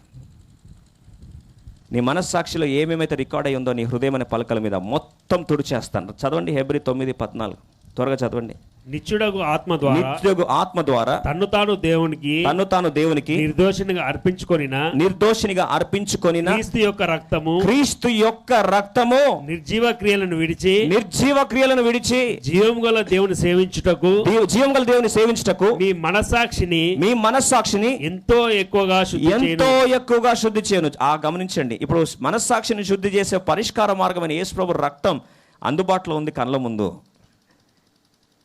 ఒక్కసారి ఆలోచించు. ఇప్పుడు డేటా మొత్తం డిలీట్ చేసే ప్రయత్నం చేస్తావు. చాలామందికి మెమరీ కార్డ్స్ ఉండొచ్చు కదా, మెమరీ కార్డ్స్ ఉంటాయి, స్లాట్స్ ఉంటాయి. కెమెరాలో కూడా ఇప్పుడు మెమరీ కార్డు ఉంది. ఆ మెమరీ కార్డ్ని తీసుకెళ్ళి డిలీట్ చేస్తే చాలాసార్లు అనుకుంటాం మొత్తం డిలీట్ అయిందని. కానీ డిలీట్ కాదు తెలుసా. అది నాకు కూడా తెలిసిన తర్వాత చాలా వెరైటీ మార్గంలో 1 TB హార్డ్ డిస్క్ నా దగ్గర ఉండే. డేటా లాస్ అయింది కదా అని చెప్పి రికవర్ చేయమని చెప్పేసరికి నాకు రికవర్ చేసిన బ్రదర్ ఫోన్ చేసి అంటాడు, అన్న 4 GB డేటా వచ్చిందన్న, 4 TB డేటా వచ్చిందన్న. నేను ఆప్తి అన్నాను. ఆ హార్డ్ డిస్క్ కెపాసిటీ ఎంత? 1 TB, 4 TB ఎలా వస్తుంది అన్న అంటే, అన్న మీకు తెలీదా అన్నాడు. తెలీదు చెప్పు బ్రదర్ అంటే ఏమన్నాడు తెలుసా, హార్డ్ డిస్క్ స్టార్ట్ చేసిన రోజు నుంచి ఇంతవరకు దాన్ని ఏదే డేటా అయితే లోడ్ చేశారో అవన్నీ ఎన్క్రిప్ట్ అయి ఉంటాయి లోపల. ఆ కోడ్ మొత్తం ఒకసారి రికవర్ చేస్తున్నప్పుడు అన్నీ వచ్చేస్తాయి. ట్రాన్స్ఫర్ చేయడానికి ఇంకొక 1 TB హార్డ్ డిస్క్ ఇస్తే అని అంటాడు. 1 TB సరిపోదు, 4 TBలు కావాలి ఇప్పుడు అన్నాడు. అరే మానవుడు తయారు చేసిన ఈ ఒక హార్డ్ డిస్క్ పగలగొడితే కింద పడి ఇరిగిందండి. ఇరిగిపోతే షేప్ ఫామ్ డిఫామ్ అయిపోయింది. డేటా పోవాలి కదా. 4 TB డేటా స్టోర్ అయి ఉంది. అనిపించింది నువ్వు డిలీట్ చేసినా ఇక్కడ పోదు, మరి అక్కడ కూడా పోదు. మనస్సాక్షులు ఎంత డిలీట్ చేసినా కానీ పర్మనెంట్గా డిలీట్ అయ్యే పరిష్కారం ఒకటే. హెబ్రీ 9:14 ఆ నిత్యుడిగా ఆత్మ ద్వారా యేసుప్రభువు వారు కార్చిన రక్తం నీ మనస్సాక్షి మొత్తాన్ని ఏం చేస్తుందంట, తుడిచేస్తుంది. ఈ రాత్రి నీకు ఆ ఉపశమనం కావాలా? ఈ రాత్రి రికార్డ్స్ అన్నీ తుడిచేసి క్లీన్ అయిపోయి లెక్క క్లియర్ చేసుకోవాలని ఇక్కడ నీకు ఆశ ఉందా? ఇక్కడ లెక్క క్లియర్ చేసుకుంటే అక్కడ లెక్క చెప్పాల్సిన అవసరం ఉండదు. అందుకొరకే తీర్పు మొదట దేవుని మందిరంలో ఆరంభించబడాలని రాస్తుంది. ఈ రాత్రి క్లియర్ చేసుకునే సదవకాశం, ఒక అత్యద్భుతం అందరికీ దేవుడు ఇస్తున్నాడు. ఈ రాత్రి నువ్వు ఎవరైనా సరే మొట్టమొదటిసారి దేవుని దగ్గరికి వచ్చినా పర్లేదు, నీ మనస్సాక్షి క్లీన్ అయిపోయి తుడిచేసి కంప్లీట్గా స్వాంతన పొంది ఒక నూతన ఆనందంతో ఈ రాత్రి నువ్వు వెళ్ళాలని ఆశపడుతున్నావా? రక్షింపబడిన వ్యక్తివైనా సరే ఈరోజు పరిశుద్ధాత్మ మాట్లాడుతుంటే ఎదిరించి వెళ్తే ఆ పాపాన్ని దేవుడు ఎప్పుడు కూడా క్షమించలేడు. ఈ రాత్రి సమస్తాన్ని తుడిచివేసి క్లీన్ చేసి నీ పలకను శుద్ధి చేసి, అది భయంకరమైన పాపం అయినప్పటికీ సంపూర్ణంగా తుడిచివేసి హిమము వలె తెల్లగా, మంచు వలె తెల్లగా చేయాలని దేవుడు ఆశపడుతున్నాడు ఈ రాత్రి. అటే ఆశ నీకుందా? ఈ రాత్రి ఇంత గొప్ప సదావకాశాన్ని విడిచి వెళ్ళిపోవాలనుకుంటున్నావు ప్రియ సోదరి సోదరుడా? ఎన్ని రోజులు మోసం చేస్తాం? చివరి విషాదం ఏం తెలుసా అండి, ఈ వ్యక్తి ముందు నిలబడ్డప్పుడు యేసు ప్రభు, హేరోదు ఇద్దరే నిలబడ్డారు. అవకాశం ఇస్తే హేరోదు మార్చుకోలేదు. విషాదం చూడండి, 10వ వచనం, లూకాసు వార్త 23:10. ప్రధాన యాజకులను శాస్త్రులను నిలువబడి ఆయన మీద తీక్షణంగా నేరం మోపిరి. హేరోదు తన సైనికులతో కలిసి ఆయనను తృణీకరించి అపహసించి ఆయనకు ప్రశస్తమైన వస్త్రం తొడిగించి పిలాతు వద్దకు మరలా పంపెను. తృణీకరించాడు, అపహాస్యం చేశాడు, పంపించేశాడు. ప్రియ సోదరి సోదరుడా, ఎంతటి విషాద గాథ ఇది. కళ్ళ ముందే బాప్తిస్మం ఇచ్చి యోహాను వచ్చి మార్చాలని ప్రయత్నిస్తే మారలేదే. తల తెగ నరికితే కూడా మనస్సాక్షి దోషరం చేస్తుంది కదా, పరిష్కారం ఇద్దామని సాక్షాత్తు పాపానికి పరిష్కారమే నీ కళ్ళ ముందు నిలబడితే యేసుప్రభులాగా ఆ యేసుప్రభును పంపించేశావే, యేసుప్రభును తృణీకరించావే. దేని కొరకు తృణీకరించావు? మనుషుల కొరక, శరీరం కొరక, శరీరాశను తృప్తిపరచుకోవడానికి కొరక? విషాదం ఏం తెలుసా? ఈ వ్యక్తి తృణీకరించాడు, యేసుప్రభు శిలోకి వెళ్ళిపోయాడు. పర్మనెంట్గా శాశ్వతంగా తలుపులు మూగబోయాయి, తలుపులు మూసివేయబడ్డాయి. యేసుప్రభు సమాధించబడి తిరిగి లేచాడు. కొన్ని నెలల లోపల, కొన్ని సంవత్సరాల లోపల ఈ వ్యక్తిని అరెస్ట్ చేసుకొని తీసుకెళ్తున్నారు. రాజుని అరెస్ట్ చేసుకొని తీసుకెళ్తున్నారు. ఎందుకు తెలుసా అండి? రోమా చక్రవర్తికి వ్యతిరేకంగా కుట్ర పడినాడన్న వార్త వచ్చింది. ఇన్వెస్టిగేషన్లో నేరాలు బాగా బలంగా దొరికేసరికి ఇప్పుడు హేరోదు, చతుర్థాధిపతి హేరోదుకు చేతులు బేడులు వేసుకొని సంఖ్యలు వేసుకొని లాక్కొని తీసుకెళ్తున్నారు. ఎక్కడ తీసుకెళ్ళాలి అని ఆలోచిస్తున్న సందర్భంలో ఒక భయంకరమైన నిర్మానుష్యమైన ఒక ద్వీపము, ఐలాండ్ దగ్గరికి ఈడ్చుకొని లాక్కొని తీసుకెళ్ళి ఐలాండ్లో పడేశారు. ఒంటరివాడై ఆ సందర్భంలో చరిత్ర చెప్తున్న సత్యం ఏంటంటే, సముద్ర తీరంలో పిచ్చివాడైపోయి ఎటు పరిగెడుతున్నాడు అర్థం కాక, ఏమవుతుందో అర్థం కాక, తను దేని కొరకైతే ఎవరి కొరకైతే వాయిదా వేశాడో ఆ సభికులు ఎవరైతే చూస్తున్నారని వాళ్ళ ముందు పరువు పోతుందని చెప్పి ఏ ఆత్మీయమైన తీర్మానాన్ని అయితే వాయిదా వేసి భయంకరమైన నేరగాడిగా మిగిలిపోయాడో వాళ్ళల్లో ఒక్కడు కూడా నిలబడలేదు తన పక్కన. ఈ రాత్రి సోదరి సోదరుడు ప్రశ్న అడుగుతున్నాను, తీర్పు ముందు నిలబడ్డప్పుడు నీవు దేవుడు మాత్రమే ఉంటారు. 14:12 రోమాలో రాసినట్లు లెక్క అప్పచెప్పవలసిన సందర్భంలో అది కేవలం నీ మనస్సాక్షికి దేవునికి మధ్యలోనే జరిగేది. ఈరోజు ఎవరెవరైతే జోక్యం చేసుకొని ఆత్మీయ తీర్మానం వాయిదా వేసడానికి కారకులయ్యారో ఎవరు కూడా ఒక్కరు కూడా నీ కొరకు నిలబడి మాట్లాడే వాళ్ళు ఒక్కడు కూడా ఉండరు. You have to give an account of yourself and it is all alone. You have come utterly alone into this world and you are going to go utterly alone from this world. ఈ లోకం నుండి ఒంటరిగా వచ్చావు, ఒంటరిగానే వెళ్తావు, ఒంటరిగానే తీర్పు నిలబడతావు. తీర్పు నిలబడ్డప్పుడు ఒంటరిగా నీ మనస్సాక్షి ఒక్కటే మాట్లాడుతుంది. ఈ రికార్డ్ ఆన్ అయినప్పుడు నువ్వు ఏమీ చెప్పలేవు. కానీ రాత్రి ప్రభు అంటున్నాడు, ఆ మనస్సాక్షిని అంతటిని నేను తుడిచేసి క్లీన్ చేసి నిర్మలమైన మనస్సాక్షి ఇవ్వాలని ఆశపడుతున్నాను. ప్రియ సోదరి సోదరుడా, ఈ రాత్రి పరిష్కరణ కావాలా? ఎన్నిసార్లు మాట్లాడిన వినకపోతే బైబిల్ రాస్తుంది, ఎన్నిసార్లు గద్దించిన లోబడిన వాడికి మరి తిరుగు లేకుండా హఠాత్తు మరణమని బైబిల్ రాస్తుంది. ఆలోచిస్తే ఈ రాత్రి ఎన్నో అవకాశాలు విని కూడా పట్టించుకొని వెళ్తే 1914 సంవత్సరంలో జరిగిన సంఘటన చెప్పి ముగించేస్తాను. ఆ రాత్రి స్కాట్లాండ్ దేశం నుండి నావ బయలుదేరింది. ఈ యొక్క నావని చూస్తూ, ఈ ఓడను చూస్తూ అనేకులు మంత్రముగ్ధులైపోయారు. అందరన్న మాట ఏంటంటే, ఆ యొక్క ఓడను చూస్తూ ఇది మానవుని యొక్క అద్భుతం అన్నారు. ఇంకొందరు అన్నారు ఇది సుఖభోగాల హంస తూలిక అని ఇంకొందరు పేరిచ్చారు. ఇంకొందరు అన్నారు ఇది కలల స్వప్నానికి మానవ మేధాశక్తికి నిదర్శనం అని ఇంకొందరు అన్నారు. ఇంకొందరు అన్నారు దీన్ని దేవుడు కూడా ముంచలేడన్నారు. దాని పేరే టైటానిక్. బయలుదేరి వెళ్తున్నప్పుడు ఒక దైవ సేవకుడు దాంట్లో ఎక్కాడు. తన పేరు జాన్ హార్పర్. వాక్య పరిచయ కొరకు అమెరికాకి వెళ్తున్నాడు ఆయన. ఈ ఓడలో అంతా కోటీశ్వర్లే. ఓడలో టికెట్ దొరకడమే కష్టం. బయలుదేరి వెళ్తున్నప్పుడు విందు వినోదాలు పాపానికి మారుపేరుగా మారిపోయింది. ఆ రోజు ఆదివారం క్యాంటీన్ దగ్గర స్టిక్కర్ అంటించాడు. ఎవరైనా ప్రార్థన సహవాసం కొరకు వస్తారంటే ఎవరు రాలేదు. తను, తన కూతురు, తన కుటుంబం మాత్రం ప్రార్థన చేసుకున్నారు. తల్లి లేదు. ఆ ప్రార్థన అయిపోయింది. రాత్రి 11 గంటలుగా వస్తూ ఉంది. ఆదివారం రాత్రి. ఈ యొక్క ఓడ బయలుదేరి వెళ్తున్న సందర్భంలో అక్కడ నుంచి క్యాప్టెన్కి వచ్చిన మాట ఏంటంటే, ఎంత స్పీడ్గా తీసుకొస్తావో తీసుకురా, చరిత్ర సృష్టించు. చరిత్ర సృష్టించడానికే కదా మనం తయారు చేసింది, లక్షల కోట్లు తగలబెట్టింది. వేగం పెరిగిపోతుంది, వేగం పెరిగిపోతుంది, వేగం పెరిగిపోతుంది. రేడియో సిగ్నల్ ఆపరేట్ చేసే జాక్ ఫిలిప్స్కి న్యూస్ వస్తూ ఉంది, అయ్యా మంచుకొండ జీవితాన్ని మార్చుకో, మంచుకొండ దిశను మార్చండి, ప్లీజ్ చేంజ్ ద డైరెక్షన్ అని హెచ్చరిక స్వరం వచ్చేసరికి జాక్ ఫిలిప్స్ తాగుతున్నాడు, తందనలు ఆడుతున్నాడు, ఎగతాళి చేస్తున్నాడు. మంచుకొండ మమ్మల్ని ఏం చేస్తుంది? What can this glacier do? మా యాంగిల్ మార్చుకోవాలా, దిశను మార్చుకోవాలా అని ఎగతాళి చేసి నవ్వుతున్నాడు. ఈ వార్తను క్యాప్టెన్కి పంపించాడు. కెప్టెన్ అన్నాడు, Jacks ask them to shut up, నోరు మూసుకోమని చెప్పు.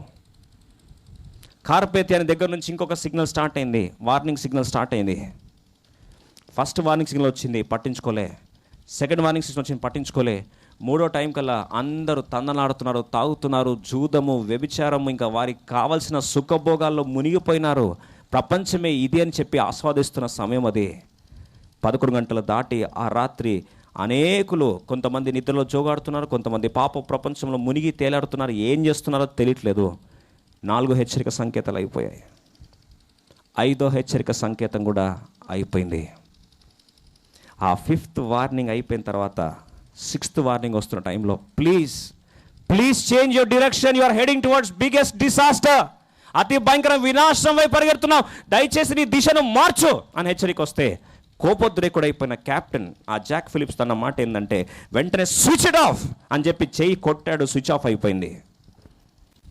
ఇప్పుడు హెచ్చరిక చెప్పేవాళ్ళు లేరు, యాంగిల్ దిశని మార్చుకోమని చెప్పేవాళ్ళు లేరు. ఆ శబ్దం మూగబోయిన కొన్ని క్షణాల్లోనే భయంకరమైన శబ్దం వచ్చింది. ఈ శబ్దం ఈ అన్ని శబ్దాలు మించిపోయింది. వెళ్ళి మంచుకొండ కొట్టుకుంది. కొట్టుకోవడం ఈ ఓడ 2 ముక్కలు అయిపోయింది. ఒక్కసారి సంచలనాత్మకమైన విప్లవం వారి యొక్క వినాశనం వారి యొక్క ఆ ఓడకి ఎప్పుడైతే సంతరించుకుందో, ఎవరు కూడా తట్టుకోలేకపోతున్నారు. ఇదేంటి నీళ్ళు వచ్చేస్తున్నాయి, మునిగిపోతున్నాం. తాగిందంతా దిగింది, మైకమంతా ఒక్కసారి తేలిపోయింది. ఒక్కసారి చూస్తున్నారు, వినాశనం కళ్ళ ముందు నిలబడింది, మరణ మృదంగం మ్రోగుతుంది, శవాలు కుప్పలై తేలుతున్నాయి, ఈ యొక్క నీళ్ళలో మునిగిపోతా ఉన్నాయి. తట్టుకోలేకపోతున్నారు. లైఫ్ జాకెట్స్ కొరకు వెతుకుతున్నారు, అందరూ ప్రయత్నం చేస్తున్నారు, కానీ చేయి దాటిపోయింది. ఏం చేయాలో తోచట్లేదు. అరుస్తున్నారు, అయ్యా రక్షించండి, అయ్యా రక్షించండి, అయ్యా రక్షించండి అని కేకలు వేస్తున్నారు. చివరికి లైఫ్ బోట్స్ కూడా దగ్గర రావడానికి లేని పరిస్థితి. ఎందుకంటే సేఫ్టీ చాలా పాటించుతున్నాం అనుకున్నారు, ఇది మునుగదనుకొని వాళ్ళు తక్కువ పెట్టుకున్నారు, సరిపోలేదో. రక్షణ దళాలు రాక మునిపే ఈ ఓడ సముద్ర అగాధంలో జల సమాధి అయిపోయింది. కొన్ని వేల మంది మరణించారు. లాస్ట్కి లిస్ట్లో మిగిలింది 2. మరుసటి రోజు వార్తాపత్రికలు వచ్చిన వార్తలు రాయబడిన మాట ఏంటంటే, కోట్లకు విలువ చేసిన టైటానిక్ ఓడ కోటీశ్వరుల సముదాయంతో పాటు జల సమాధి అయిపోయింది.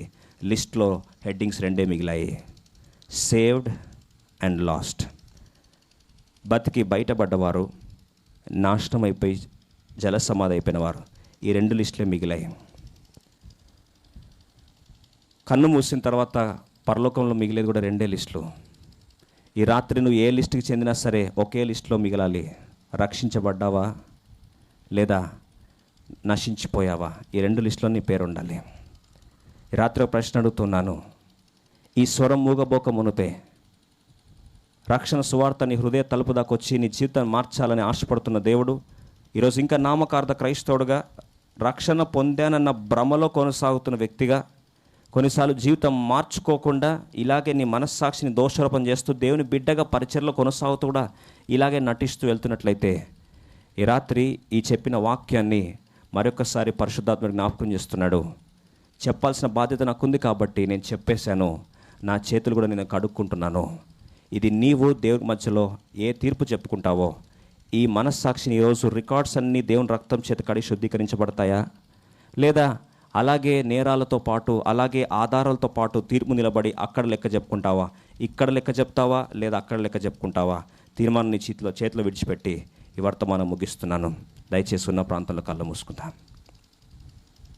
ఉన్న ప్రాంతంలో కళ్ళు మూసుకుందాం. దయచేసి ఎవ్వరూ అటు ఇటు తిరగకూడదు. ఇప్పుడు వద్దనుకుంటే నువ్వు తీర్పు నిలబడతావు. లేదు ఇప్పుడు తుడిచేసే ప్రయత్నం చేస్తున్నానంటే సంపూర్ణంగా తుడిచేయాలని కూడా దేవుడు ఆశపడుతున్నాడు. He wants to totally clean up the entire data which is bothering you. నీ హృదయాన్ని బాధ పెడుతున్న ఆ రికార్డ్స్ అన్నీ కూడా ఈ రాత్రి ప్రభు యొక్క రక్తం, క్రీస్తు ప్రభు వారు కార్చిన రక్తం, ఇశ్రాయేల్ దేశం నుండి ప్రవహిస్తున్న యొక్క యేసు ప్రభు యొక్క రక్తం మన భారతదేశం దాకా వచ్చింది, తెలంగాణ రాష్ట్రం దాకా వచ్చింది. ఈరోజు మంచిర్యాల్లో నీ హృదయ తలుపు యొద్ద నిలుచుండి ఆకలి కేకలేస్తుంది. ఆఖరి కేక. ఒక్కసారి తలుపు తెరుస్తావా? నీ జరిగిన నేరము, పాపము, అపరాధము, నీ నిస్సహాయ స్థితి అంతటిని తుడిచేసి శాశ్వతంగా దీన్ని క్లీన్ చేసేసాలని ఆశపడుతున్నాను. నాకు ఈ ఒక్క అవకాశం ఇస్తావని ప్రభు అడుగుతున్నాడు. ప్రియ సోదరి సోదరుడా, ఏంటి నీ ప్రతిస్పందన? అది కొన్నిసార్లు ఈ పాపం నీ మీద నీకు అసహ్యం వేయొచ్చు. ఈ మనస్సాక్షి దోషారోపణ చేస్తున్నప్పుడు బహుశా నువ్వు తట్టుకోలేని పరిస్థితికి రావచ్చు. బహుశా ఎందుకు ఇలా జరుగుతుందని బహుశా నీ మీద నీకు అసహ్యం వేసిండొచ్చు. ఈ దోషారోపణ కేక తట్టుకోలేక నువ్వు అపరాధి అని అపవాది నిందేస్తున్నప్పుడు తట్టుకోలేక బాధపడుతుండొచ్చు. ఈరోజు వాటన్నిటికీ పరిష్కారం ఇవ్వాలని దేవుడు ఆశపడుతున్నాడు. God wants to give you a permanent solution tonight. ఈ రాత్రి శాశ్వతమైన పరిష్కారాన్ని దేవుడిచ్చి నీ జీవితాన్ని సంపూర్ణంగా మార్చి నీ నూతన వ్యక్తిగా చేసి నూతన సృష్టిగా నీ మనస్సాక్షిని శుద్ధి చేయాలని దేవుడు ఆశపడుతున్నాడు. ఈ రాత్రి అవకాశం పొందాలని నీకు ఆశ ఉందా? బహుశా ఈరోజు పరిశుద్ధాత్మను జ్ఞాపకం చేస్తుంటే కూడా వద్దని వెళ్ళిపోవాలనుకుంటున్నావా? A final and last request that God is once again voluntarily asking you and inviting you. ఈ రాత్రి ఆహ్వానిస్తున్నాడు. నా జీవితం మార్చబడాలి అయ్యా, అత్యద్భుతం, నా జీవితం మార్చబడాలి. ఏదో కాదు మార్పు జరగాల్సింది. నా హృదయాన్ని మార్చి రాతి గుండెను తీసి మాంసపు గుండెగా ఈరోజు మార్చబడాలి. నా బతుకు మారాలి. ఈ రాత్రి ఎవరైతే ప్రార్థన చేస్తున్నారో, ఎవరైతే యథార్థంగా ఈ హృదయ ఆర్తనాదాన్ని యథార్థంగా పరిశుద్ధాత్మ దేవుని యొక్క సహాయంతో ఎవరైతే ప్రభు యొక్క సన్నిధికి చేరవేయాలని ఆశపడుతున్నారో, యేసు ప్రభు వారి రాత్రి ఆహ్వానిస్తున్నారు. నీ ప్రతి పాపం ఎంత భయంకరమైందని సరే కడిగి శుద్ధీకరించి నిన్ను పవిత్రపరచాలని ఆశపడుతున్నప్పుడు ఈ ఒక్క అవకాశాన్ని పునికి పుచ్చుకోవాలని నీకు ఆశ ఉందా? Would you want to try once? ఈ రాత్రి ఒక్కసారి ట్రై చేయాలని నీకు ఆశ ఉంటే నువ్వు చేయి పైకి చూపించు, నీకు ప్రాణం చేస్తాం. ఎవరైనా సరే సహోదరాన్ని తీర్మానం పొందించుగాక, సహోదరి నీ పాపం అంతా నీ ప్రభు కడిగి శుద్ధీకరించి నీ మనస్సాక్షిని శుద్ధి చేయను గాక. ఎవరైతే యథార్థంగా ప్రార్థన చేస్తున్నారో మీరు చేయి పైకి చూపిస్తున్నప్పుడు చిన్న ప్రార్థన హృదయంలో చేసుకుని, యేసయ్యా నా వల్ల కావట్లేదు, ఈ మనస్సాక్షి నన్ను బాధ పెడుతుంది, ఎప్పుడో చేసింది నన్ను కదిపేస్తుంది, కుదిపేస్తుంది. ఈ రాత్రి రక్త ప్రోక్షణకి వస్తున్నాను, నన్ను కడిగి శుద్ధీకరించయ్యా. నా హృదయాన్ని శుద్ధి చేయము, నా హృదయాన్ని నిర్మలపరచుము, తిరిగి నన్ను పవిత్రపరచుము, ఈరోజు నీ రక్షణ ఆనందాన్ని నాకు దయచేయము. ఈ రాత్రి ఎవరైతే ప్రార్థన చేస్తున్నారో వారి జీవితాలు మార్చాలని దేవుడు వెయిట్ చేస్తున్నాడు. నీ జీవితాన్ని మార్చి నూతన వ్యక్తిగా నిన్ను మార్చాలని దేవుడు ఆశపడుతున్నాడు. ఇటు ప్రార్థన చేయడానికి ఎవరికైనా ఆశ ఉందా? Does anyone want to make this prayer seriously and sincerely tonight? ఈ రాత్రి ఇంత గొప్ప అవకాశాన్ని విడిచిపెట్టాలనుకుంటున్నావా? ఈ రాత్రి ప్రభు ఆహ్వానిస్తున్నప్పుడు పశ్చాత్తాపడదాం, సరి చేసుకోవడానికి ఇష్టపడదాం. దేవుని యొక్క ఆత్మ నరులతో ఎల్లప్పుడూ పెనుగులాడదు. హేరోదుకి 3 అవకాశాలు, 3వ అవకాశం తర్వాత మూగబోయింది. టైటానిక్ ఓడకి 6 అవకాశాలు, 6 తర్వాత అవకాశాలు లేవు. బహుశా ఇది నీ ఆఖరి అవకాశం అయితే చింతిస్తూ మా చేతులు కడుక్కుంటున్నాం. ఇంకొక అవకాశం వస్తుందో లేదో తెలియదు, ఇంకొక వర్తమానం వింటావో లేదో తెలియదు. బహుశా ఇదే నీ ఆఖరి వర్తమానం అయితే దీని తర్వాత దేవుని యొక్క నోరు శాశ్వతంగా మూగబోతే పరిశుద్ధాత్మ దేవుడు హృదయ ఆర్తనాదాన్ని బహుశా ఈరోజు మాట్లాడుతున్నా సరే దాన్ని చిదిమేసి నిశ్శబ్దపరిచే ప్రయత్నం చేస్తే, ఒకవేళ పరిశుద్ధాత్మ దేవుడు ఆరిపోతే ఇంకొక అవకాశం నీకు దొరకకపోవచ్చు. ప్రియ సోదరి సోదరుడా, ఈ రాత్రి జీవితం మార్చుకోవాలని ఆశ ఉందా? నువ్వు చేయి పైకెత్తి పశ్చాత్తాపడుతున్న, యథార్థంగా పశ్చాత్తాపడుతున్న వారు, యథార్థంగా ప్రభు సన్నిధిలో క్షమాపణ ప్రార్థన చేస్తున్న వారు, యథార్థంగా యేసు ప్రభు యొక్క రక్త ప్రోక్షణ కిందికి రావాలని ఆశపడుతున్న వారు, క్రీస్తు రక్తాన్ని ఆశపడుతున్న వారు, ఆ రక్తం ప్రతి పాపం నుండి కడిగి శుద్ధీకరించునని నమ్ముచున్నవారు, క్రీస్తు రక్త ప్రోక్షణ కిందకి ఇష్టపూర్వకంగా వస్తున్నవారు మీరు చేయి పైకి చూపించండి. మీకు ప్రార్థన చేస్తాను. మీ పేర్లు జీవనంలో రాయబడును గాక. మీ ప్రతి పాపము పరిశుద్ధాత్మ దేవుడు నేడే నా కుమారుడని ఆ యొక్క ముద్రను విమోచన దినం వరకు కొనసాగించును గాక.